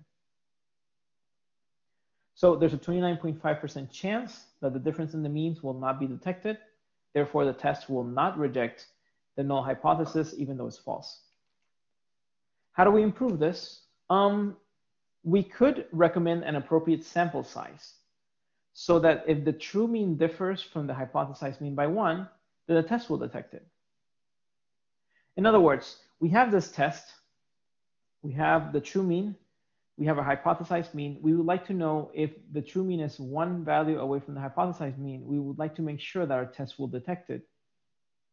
But we can't really do it with a test that has a power of 70, of 0.70, because that already gives me a pretty high chance of committing a type 2 error. Instead, what I would like to do is I would like to set my power to something higher. Let's say my power is 0.9, so 90%. Maybe a test with a power of 90 is going to be more useful for me compared to a test with a power of 70. So if my power were 90, what should my sample size be? So if I want the power to be 90, I will probably have to increase my sample size or perhaps decrease. But how, right? To what value? Well, here's where we come into our two-sided sample size equation.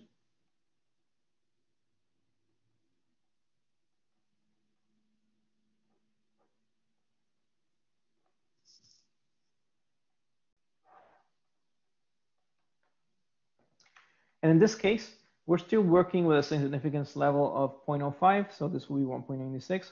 Once again, in this class, we will almost always use a significance level of 0.05 for simplicity.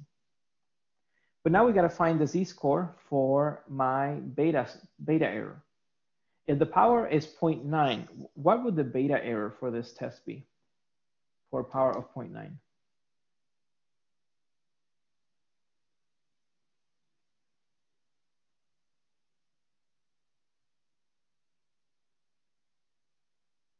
Let me restate. If the power of this test is 0.9, the probability of making a type 2 error is, in the chat already, 0.1. That's correct. So we're going to find the z-score for 0.1. You can actually find that in your table and your appendix. It'll be 1.28, where we have standard deviation of 2 and a difference of 1. This gives me roughly, after punching those numbers in my calculator, roughly 42 samples. So if I want to increase the power of this test, notice that I'm going to have to increase the number of samples I take. Sometimes you have to increase, sometimes you have to decrease. Again, you want to make sure that you find the appropriate values, I would say, instead of making assumptions on what to increase and what to decrease, okay? So those are the basic components of a statistical test. Oh, there's a good question in the chat. Do we want to increase by 42? No, 42 would be the final number. So you increase to 42. So from 25, you add, what, 17? I don't know. But you add whatever you need to get to 42. 17, yeah. Okay. So yeah, you increase to 42, not by 42. Okay. These are the basic components of a hypothesis test. Notice that I wasn't lying when I said there's a lot of material to cover, right? We looked at all these different variables, types of errors, all these different probabilities. But hopefully, if I am doing my job correctly, then hopefully you are starting to understand how all of these more or less converge into one single theory, okay? Now, all these examples we've done so far have had to do with one population. So one population that has one mean and one standard deviation. Sometimes we have to study more than one population at a time. So sometimes we'll be dealing with multiple populations. And when that happens, how do we move forward? I'll give you an example of when we'll be dealing with multiple populations. This one's from the textbook as well. We have some data for arsenic contamination in water from 10 communities in Phoenix, Arizona. You know that Phoenix is a city, it's an urban area or metropolitan area. And we have data for arsenic contamination in water for 10 communities in rural Arizona, some of the more rural areas. So we have 10 samples from an urban population, 10 samples from a rural population.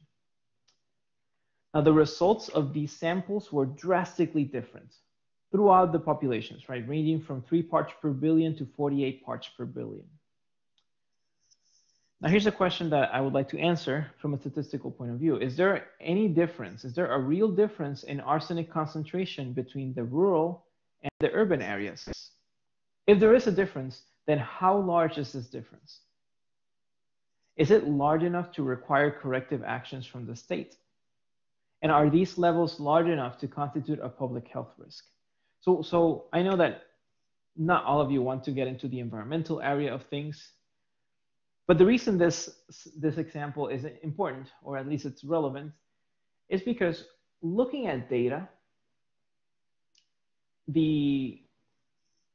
I would say the non-engineer or the uneducated environmental activist or enthusiast would see a high concentration of arsenic in one community and would immediately think, well, there needs to be state action done, so there needs to be something done to the entire water supply system to fix this.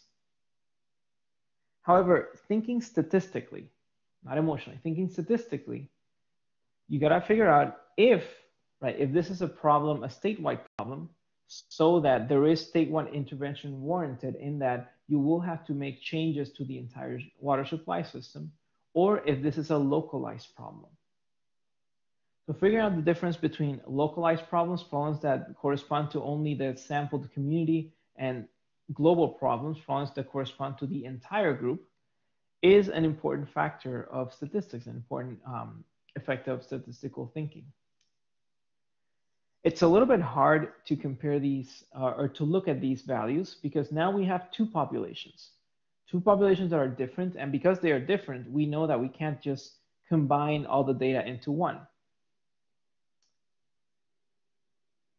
There are a lot of really good examples where it's simply the best choice, right, to divide urban and rural populations.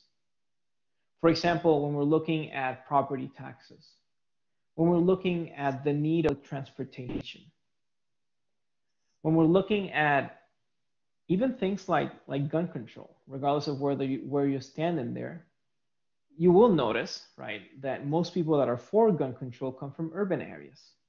Urban areas, of course, are the ones that are most affected by gun crime. People from rural areas, such as myself, we don't really advocate for gun control, right? And of course, the areas where we live in are actually less affected by gun violence. So if we do want to figure out a good measure of what the population thinks about gun control, it would be foolish to consider the urban population and the rural population as one sample, as one population. Because the reality is that there are a lot of aspects, a lot of different parameters that can shape our thoughts in that. Same thing happens with this example. It would be foolish to consider the water levels of the urban and rural populations as the same, because there's a lot of very, very different factors that are going to affect the concentrations in the water levels of both populations. Of course, this brings us back to our original question. How do we know, right, if these two populations have a significant difference in their arsenic concentrations? How do we know if this is a difference between populations or if it isn't, or if there is no correlation, therefore we can treat them as the same population? In order to do this, we turn to comparative experiments.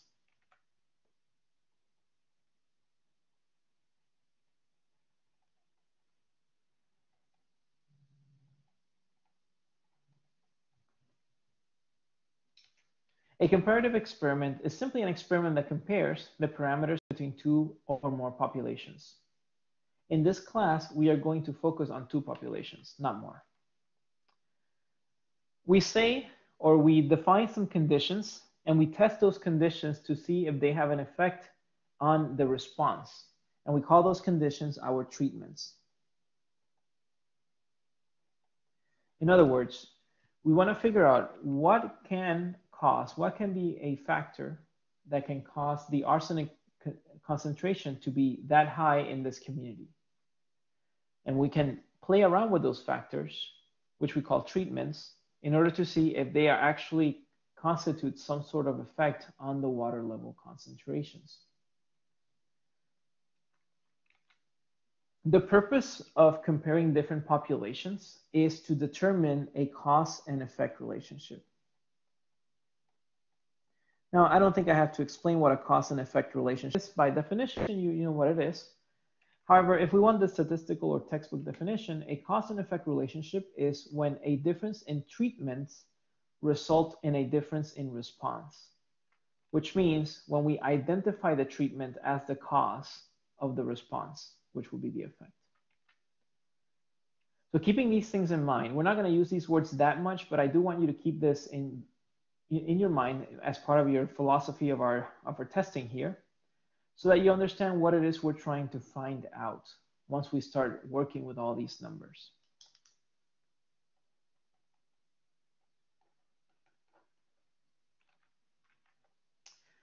So let's say that you are interested in reducing the drying time for a primer paint.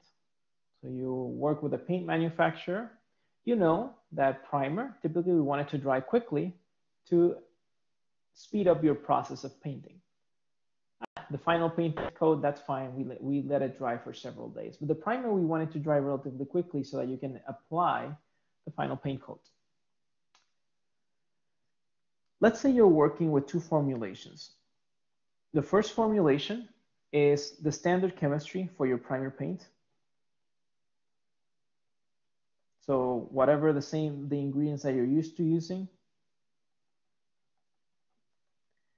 And the second formulation is going to be that same chemistry plus a new ingredient.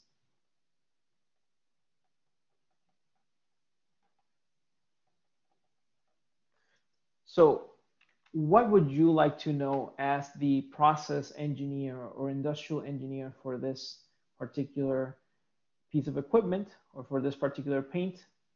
You want to know if this new ingredient can actually help increase or decrease, in this case, the drying time. Okay, that's what you would like to know. Can this new ingredient help decrease my drying time?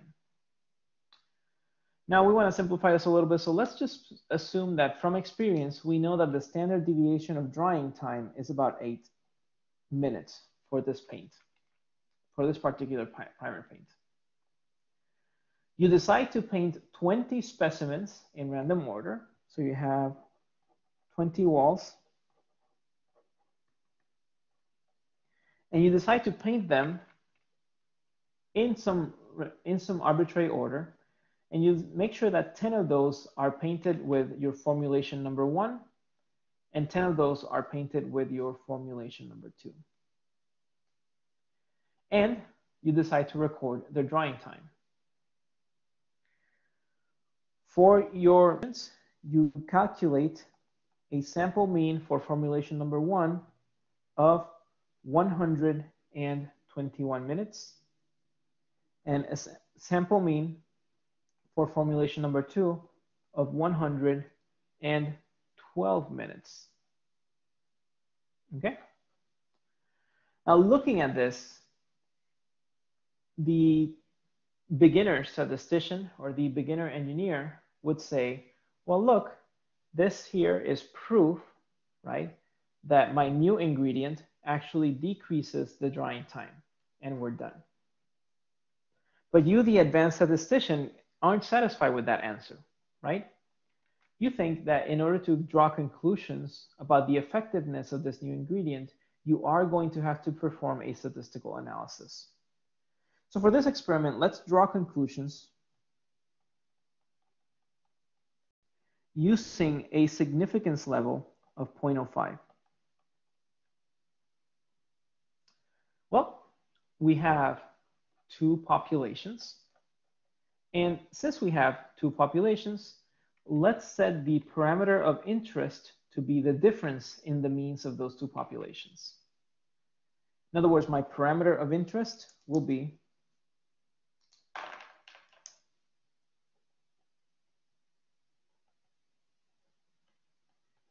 the mean of the first population minus the mean of the second population, where the mean of the first population is the mean of the paint or the primer that uses the standard chemistry, and the mean of the second population is the mean of the primer that uses the new ingredient. Let's see if I can force this to look good. I feel like it doesn't really focus very well, but I don't have a manual focus on here. Anyway, we are setting these parameters as the difference in the means, and our null hypothesis for a test with two populations will come in the form of the difference in means being equal to some prescribed value, delta naught, where delta naught is some constant that you prescribe. We want to test the effectiveness of the new ingredient. Of course, we want to believe that the new ingredient does reduce the drying time. However, unless we can set a value for how much that time, for what the drying time reduction is, we can't really use that as our null hypothesis. So I would like to go back to Christian's thinking in the previous example, where I said that he was thinking like a statistician. And in this case, what do you think you can set the null hypothesis to? All we want to do is prove that the new ingredient reduces the drying time. We don't care by how much. We just want to prove that it reduces the drying time. But we can't use that as our null hypothesis because we need an actual value for the null hypothesis. So if we can't use that, then what can our null hypothesis be? Renee says it in the chat, that the drying time does not reduce, right? The drying time does not reduce, correct. This is a really, really good example of when you have to think a little bit, right, to actually come up with your test. Because we would like to believe that the new ingredient reduces the drying time. But unless we have a number, we can't use it as a null hypothesis. Remember, the null hypothesis cannot be this is less than or more than. It needs to be equal to some value. It needs to be a prescribed value. And because we can't prescribe a value, otherwise we'd be doing an infinite number of tests, and we don't want that. Renee says, let's set our null hypothesis to the opposite. The null hypothesis will be then that the drying time doesn't reduce. So in this case, my null hypothesis tells me that the difference in means in drying times equals 0. That's where the statistician's job comes in, right? I remember I said earlier in this class that typically, or in practicality, your null hypothesis will be what you're trying to disprove. See, we can't prove for certain that the drying time will decrease by 2 or 3 or 4 minutes. But we can prove that the drying time, or we can disprove that the drying time doesn't change. So if we set our null hypothesis to be that the two means are the same, and we find out that they are different, then we are essentially, right, concluding what we wanted to conclude, that this new ingredient changes the drying time. Ideally reduces it, but we'll see.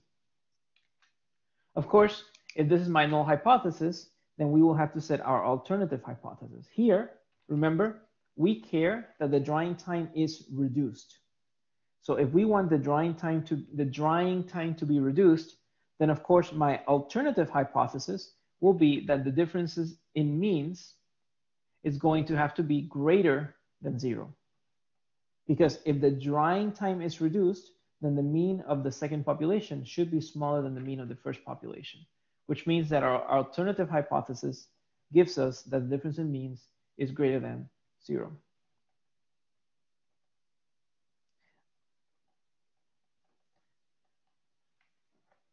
You may notice with people that are speaking a second language that the longer they speak in a consecutive time, the more pronounced their accent gets. I'm really interested in figuring out the neurology behind that. Like, why is that? Maybe it's because I'm getting tired, so I'm putting less effort into pronunciation. Or maybe, right, maybe it's not a muscular thing, maybe it's a mental thing. Maybe it's I'm getting used to it, and because I'm getting used to it, I'm getting careless. I really don't know. My point here being is that I don't want to keep saying the word drying here because I feel like I'm saying something else. Like I feel like I keep pronouncing it different ways. So I'll just say the time. Okay, the time is reduced. Okay, so our alternative hypothesis is that the difference in means is greater than 0. So let's run a test on these two populations to see if we can conclude that the time is reduced. Let's see, our test statistic is going to be the following.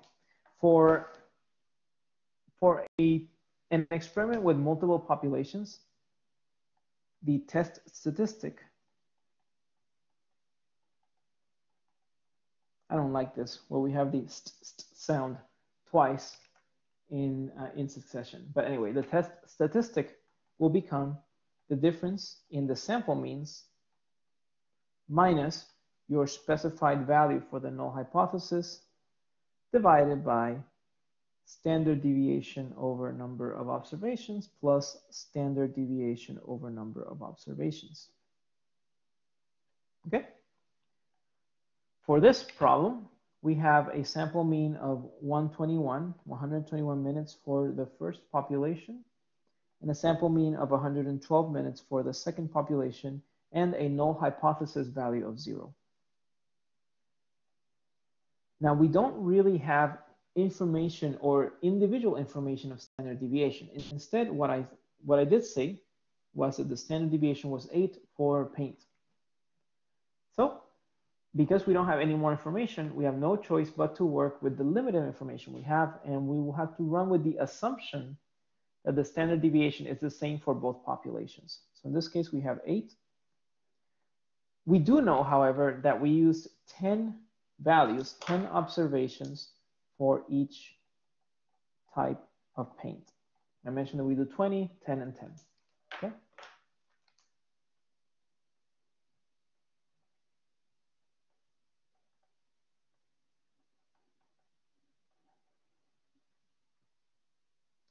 And now calculating this, I found another typo in my notes. The second H should be squared at the top of page number 6. I should probably start writing my notes at least a day in advance instead of the day of. Calculating this gives me a value of 2.52 for my test statistic. Okay. Of course, we mentioned that we wanted a significance level of 0.05. Remember that the z-score for 0.05 over 2 was 1.96. So we would reject our hypothesis if my test statistic falls outside of the range negative 1.96 to positive 1.96. Based on this test statistic, would we reject or accept the null hypothesis? We would reject it, that's correct. It falls outside of my range, so I will reject the null hypothesis. Now, my null hypothesis was that the time was not reduced. By rejecting this, what I am showing is that the time is reduced. Okay, so I am at least able to show this with my alternative hypothesis. Now, we want to be careful here, right? The reason it works this way, right, is because we are aware that we are running a one-sided alternative hypothesis. It's very important to keep in mind when we run a one-sided alternative hypothesis, because if this were not a one-sided alternative hypothesis, if it were a two-sided alternative hypothesis, then our rejection and acceptance limits would change. Okay, so let's keep that in mind. In class, we won't really look at more examples in this area. However, the procedure is the same regardless of one-sided or two-sided hypothesis. What changes are only the rejection and acceptance criteria, which you have in your notes. I can't really finish a test without calculating the p-values. I mentioned it's going to be a very important value. So whenever we do calculate things, we will want to determine the p-value of your test. In this case, my p-value, this is a one-sided test, so the p-value will be 1 minus the cumulative distribution function of 2.52, which was my test statistic, and that is about 0.0059. We can see that the p-value here is less than 0.05, which was my significance level, so that supports my conclusion that I will reject the null hypothesis. So by rejecting the null hypothesis, I can conclude that this new ingredient does change the time to dry. By how much? I don't know, but that's not the focus of this problem. I just wanted to show that it does change the drying time. I just said it again, the time to dry, which is what we have shown here. We've covered a lot. I'm sure that a lot of you are thinking, you know, it's probably time for a break. And you may be right, but there's so much more to cover. So I would like for you to bear with me this one day, bear with me this one day as we continue to look at other applications of this theory. If I did my job right, at the end of this class, you will be able to at least understand the limitations in your studies, in your statistical analyses. If I do my job incorrectly at the end of this class, you will think that by plugging and chugging values into these equations, you can draw definitive conclusions. So let's look at different cases, or a different case where we may not be sure how true or untrue our assumptions are. This is actually called a goodness of fit test.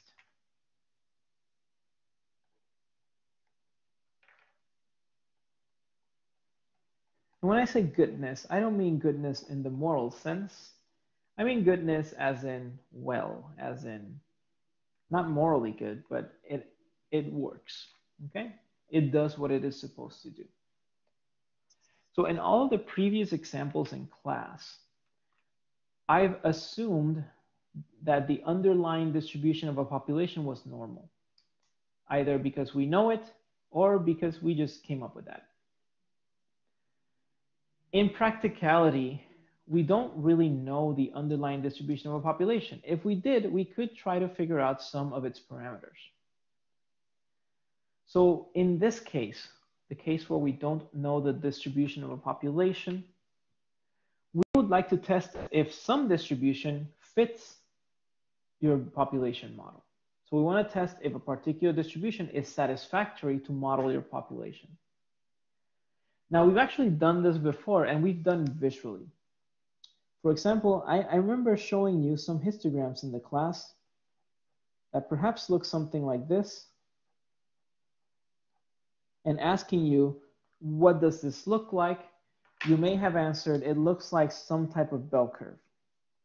Maybe a normal, maybe a student's T-curve. Yeah, I think a student's T-curve would be more descriptive of this. However, this is a very graphical thing, right? It depends a lot on your ability to perceive shapes visually. I'd like to ask this question again, but instead of using a graphical method, I'd like for you to use a more mathematical or numerical method to tell me the shape of this histogram. This type of a method is called the goodness of fit or goodness of fit test. For a goodness of fit test, we are going to assume a probability distribution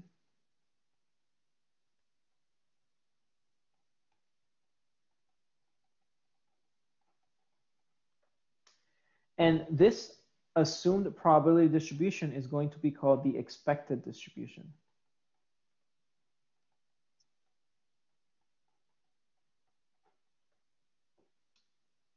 And we're going to compare it to the observed or actual distribution of a sample. So I'm assuming, let's say that this data follows a student's T distribution. So my assumption is this red line. However, the real distribution is what's shown in this histogram. It's shown by the columns. So we're going to compare our expected distribution to the observed distribution.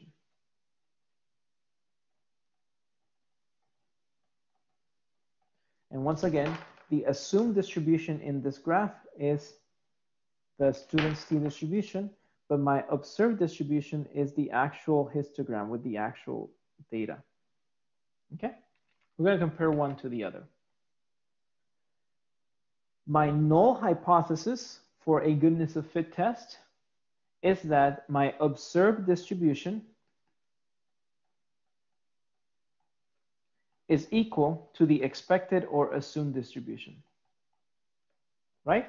Because it makes sense to make this my null hypothesis because we can disprove this. We can say whether the observed is what I assumed or it isn't. And that allows us to run the test without having to figure out, well, if it isn't, then what is it? Well, we don't have to figure it out in this test because this test only deals with determining if our observed is like our expected or not. For a goodness of fit test, the test statistic is actually not going to be a z-value. It's not going to be a normal value. It's going to be a chi, chi, chi, chi squared value. That the statistic will be equal to the sum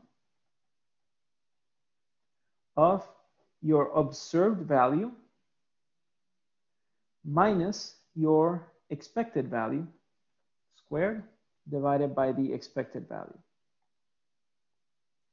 In this case, K will be the number of bins in your frequency distribution.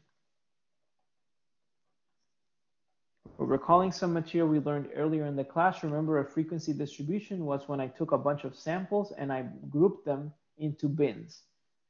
The visual plot of a frequency distribution is called a histogram. It looks like percent error, but you actually have a squared term here. So it'll be a little bit different than percent error. But very good observation. It's very close to the percent error, except that you're multiplying the percent error by another, by the difference again. Good observation. So this is my test statistic. The p-value for the statistic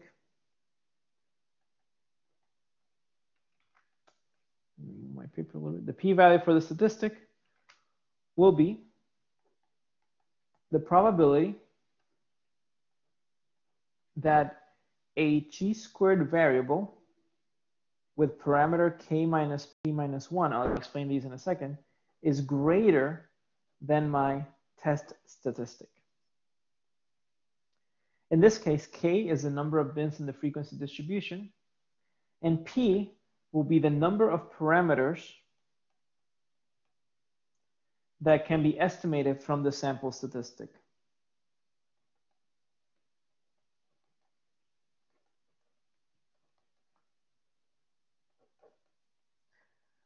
For the most part, p will be 1 because we will be estimating only one parameter. But you could work with cases where p is more than 1. Okay? And this is simply a chi-squared variable. And you can find the value of that chi-squared variable on your in the appendix. So how do we run this test? We will reject the null hypothesis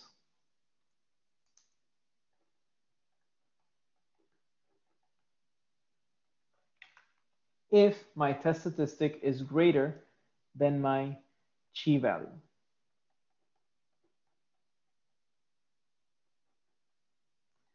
Remember that chi variables typically have two parameters. One parameter is the significance level, and the other parameter, which are my degrees of freedom, I will replace with k minus p minus 1. Okay, so what am I saying here? What I'm trying to say here, at least from a conceptual point of view, is that what we're assuming here, right, assuming that the observed and the expected are the same, what we're doing is we're creating a chi-squared variable with k minus p minus 1 degrees of freedom. Okay? And of course, if my actual statistic is greater than that chi-squared variable with k minus p minus 1 degrees of freedom, then that means that my hypothesis is wrong, and therefore I will have to reject it. Let's work on a quick example here.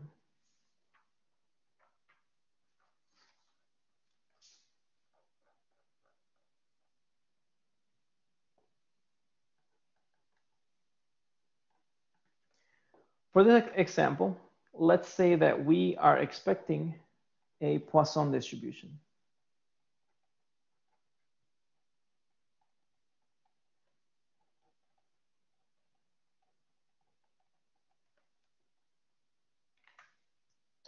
Let's suppose that you're studying the number of defects in printed circuit boards.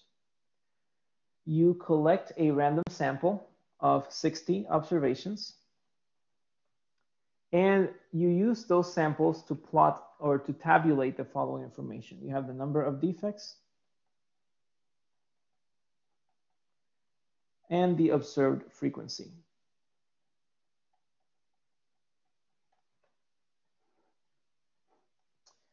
You can see that out of your 60 samples, 32 don't show any defects. 15 show one defect. 9 have 2 defects. And 4 have 3 defects. You look at your graph visually and you say, I think this could be a Poisson distribution. But I don't know for sure. Your assumption is that this data fits a Poisson distribution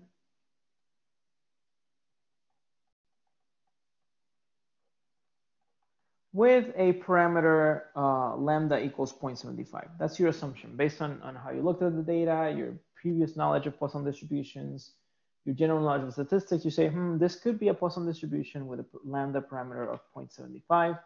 Of course, the intervals in the Poisson distribution, t-value would be 1 because you're going from 0 to 1, 1 to 2, 1 to 3. So that's easy. Interval is 1. Now, I would like to test the goodness of fit of this distribution.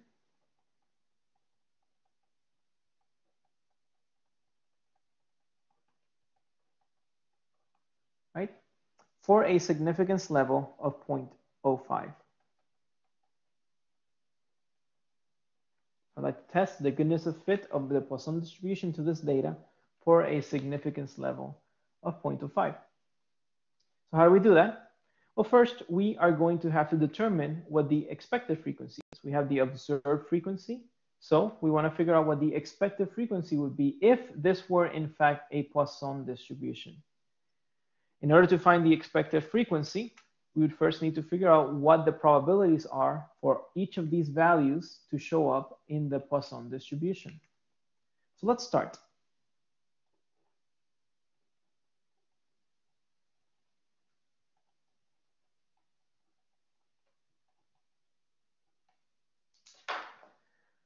For 0 values, we're looking for the probability that x equals 0 in a Poisson distribution. You write down your Poisson equation. Just in the interest of time, we've already covered Poisson distributions before. You can look at it in your notes. But that's e to the negative lambda, technically lambda t, but t is equal to 1, times lambda to the power of x, in this case x equals 0, divided by x factorial. This gives me a probability of 47.2%.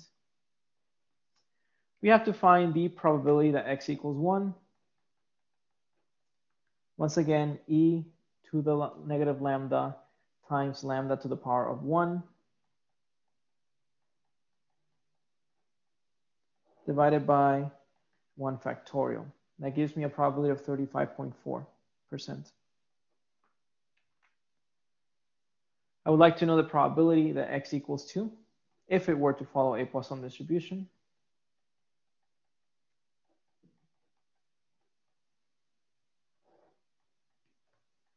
That results in a probability of about 13.3%.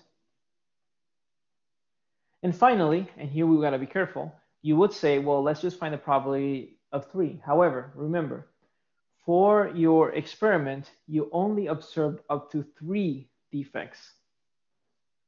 Just like in this histogram, the histogram is limited to this data. However, the real t distribution actually extends from negative infinity to here and then to positive infinity. So we got to be really careful. When we're looking at the probability for this last value, then of course we can't just include this term. We have to include this all the way to infinity, right? Because that is what essentially gives us or makes this a t distribution, or in this case, that's what would make this a Poisson distribution. In the chat, somebody asked, is this what we do use to get the R squared value? It isn't, but we will learn about that when we talk about linear regression on Wednesday. But good question. In this case, we can't really try to find the probability that x equals 3 only, because the Poisson distribution is from x equals 0 all the way to infinity. So instead, for this last value, we will have to find the probability that x is greater than or equal to 3. Of course, that can be found by taking 1 minus the probability that x is less than 3. And we have those values here. So 1 minus these 3 values gives us 0.041. Now, this is necessary because this allows the probability distribution to be equal to 1, to sum to 1. And of course, we know that if this were indeed to follow a Poisson distribution, just like this histogram, if this histogram does indeed follow a t distribution, then you know that it doesn't really matter that there aren't values in this side, because the difference in probability is so small that we can still assume that this distribution is a good fit. So that's my reasoning behind this. I've determined my expected my probabilities. Now I can use these probabilities to determine my expected frequencies. We know that there's a 0.472 chance of actually having no defects. For 60 observations, there should be 60 times the probability, times 0.472 observations with no defects. This gives me an expected frequency of 28.32. For 60 observations, there's a 35.4% chance of one defect, which means that about 21.24 observations will have one defect. For 60 observations, there's a 13.3% chance of two defects, which means we have an expected frequency of 7.98. And finally, we'll have an expected frequency of 2.46 of 3 or more defects. Now, looking at this, there is something we haven't really talked about, but it's okay. It's pretty minimal. We don't really have a general agreement on what can be a good minimum value for an expected frequency. You already know that when you are creating your frequency distributions, you don't want to have bins with just one value, right? You don't want to split the bins, make them too small so that each bin only has one value, because then we can't really figure out what the frequency is. So part of coming up with a frequency is coming up with the correct number of bins so that distributions such as this can be easily observed. Imagine that instead of this, I don't know, 10 value histogram, imagine that I would have lumped all my data into only 2 values. Perhaps it would have looked something like this. And in that case, I can't really tell if it's a normal distribution or something else. So of course, the number of bins you choose will determine what your distribution will look like. Now, even though there's no agreement, it's generally said, or at least statisticians say, that 3 to 5 should be the minimum value of expected frequency for each bin. Why? I'm not really sure. But in this case, we do have a value that's a little bit less than 3, so it's less than the minimum recommended by most statisticians. So when this happens, what we do is we combine this bin with one of the adjacent bins. So in this case, we have 2.46. It's a little bit too small to actually be significant here, so we're going to combine it with my adjacent bin. What that means is that we're going to be finding the expected frequency of no defects, 28.32, one defect, 21.24, and instead of 3 or more, we'll be finding the probability of 2 or more, which would be 10.44, that frequency. Finally, I can compare my observed values to my experimental values. The question is, how did I calculate the expected frequency? Well, we have a probability, right? We've already calculated probabilities using the Poisson equation. This probability tells me that if there was only one sample, there is a 0.4% chance of that sample not having defects. However, we have 60 samples. So if there are 60 samples with a 0.4% chance of none of them not having defects, then the expected frequency would be 60 times the probability. In other words, what I'm doing here is I'm multiplying by the number of samples. Okay? So let's compare our expected value to our observed values. No problem. We had number of defects, and we're looking at 0, 1, and 2 or more. We no longer have 3 because we combined it with 2. Our observed frequency was 32, 15, and because we're combining the last 2 bins, we had 13. Our expected frequency is 28.32, 21.24, and 10.44. So now let's run a goodness of fit test. We've already determined our expected frequency. We have it side by side with the observed frequency. You can see that they seem to be, I don't know, not that close, but who knows, right? This is very visual. Instead, let's use some mathematics to come up with our conclusions. The test statistic for this value would then be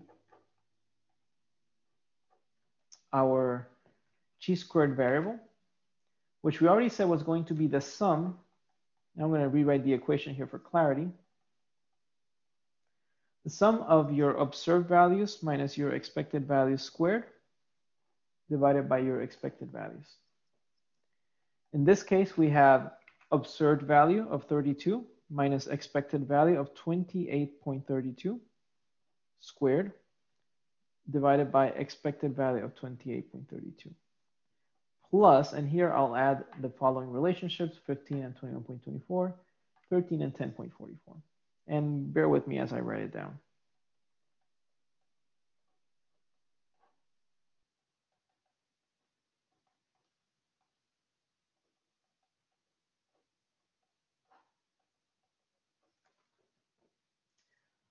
Solving this gives me a test statistic of 2.94.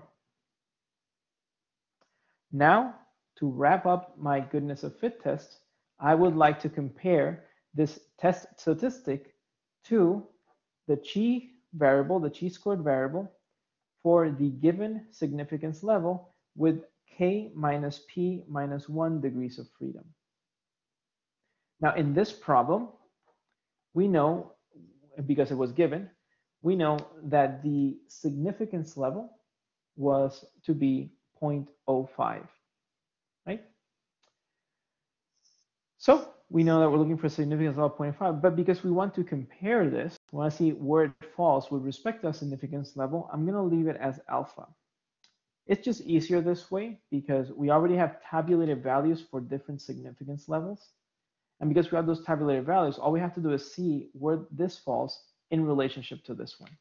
Okay? We have k, the number of bins. So what is k for this problem? And we're running a little bit out of time, so if you can answer quickly. What is k for this problem? 3, that's correct. We are only estimating one parameter, so p will equal to 1. So k minus p minus 1 is simply 1. Okay? So now we can compare. If I go to Appendix Table 3 from your textbook, you'll see that my test statistic, which is 2.94, is somewhere in between the following values, right? It's somewhere in between my chi-squared for 0.1 with 1 degree of freedom and my chi-squared for 0.05 and 1 degree of freedom. In other words, what I am seeing here, right? What I am seeing here is that my test statistic, okay, is actually smaller than the chi-squared value for my target significance level. Oh, I'm writing off screen. I didn't realize that. Let me repeat this. We go to Appendix Table 3.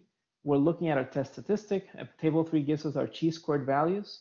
And you see that 2.94, right, is actually smaller than the chi-squared value for the significance level of 0.05, which is the one that we're aiming for, right? We're aiming for a significance level of 0.05. And we can see the test statistic is smaller than the value.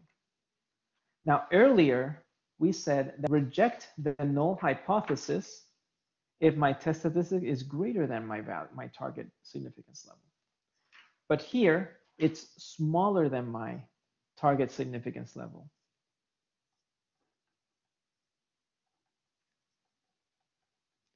Because my test statistic is smaller than my target value, then we do not reject the null hypothesis. And the null hypothesis was that observed value and expected value, or observed value was equal to expected values. So our conclusion is that the Poisson distribution fits well with this data.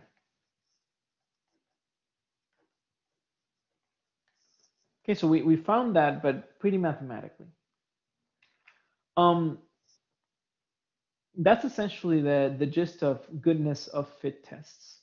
Okay, we calculate our test statistic, and our test statistic is simply by using our expected and observed frequencies, and then we compare the test statistic to the chi-squared value with the same degree of freedom, but for the significance level, target significance level. In this case, my target significance level was 0.05, and we know that this value is smaller than this because it falls in between these two.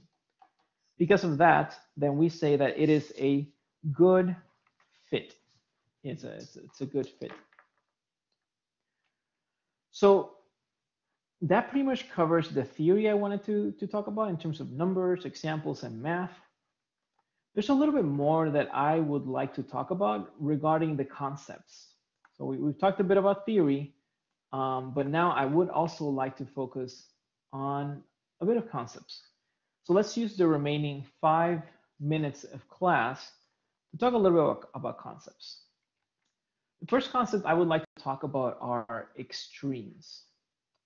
Now, in general, I already mentioned that the purpose of hypothesis testing is not to prove the null hypothesis, but to disprove the null hypothesis, right? But then the question remains, how can we disprove a null hypothesis when it's very close to real values, I think Renee had mentioned, we really don't want that value to be that close to the real mean. When this is the case, right, a general strategy used in statistics and mathematics and physics in general is to start with extreme situations. Start with the extremes so that you can eliminate them and so that you can see at which side of the extreme does your data fall. Setting my null hypothesis to the extreme values will allow me to disprove it and update it to land closer and closer to the real values. I'd like to talk a little bit about what's considered the first statistical test ever made. It occurred in the 18th century. Let me just make sure I'm showing this correctly. Yep, it occurred in the 18th century, and it was carried out by John Arbuthnot. He was a doctor, a physician to Queen Anne.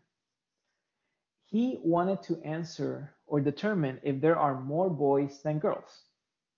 Now, if I were to ask you that question, are there more boys than girls? You, a student of Southern Polytechnic, will say, well, of course there are, because that's all I see. But here we're talking about the general population, not just the population in what's essentially an engineering faculty or something, okay? Just general population. Are there more boys than girls in general? This is a bit of a daunting task because we're talking about the 18th century where there is no internet and no way to obtain that data rather than to actually look and visit things, look and visit different countries. So instead, this statistician decided to collect data from London baptisms that occurred between 1629 and 1710 to determine if there were more boys than girls. Now, I have 2 minutes left. I am not going to finish this example in the remaining 2 minutes. So why don't we leave this example for the next class?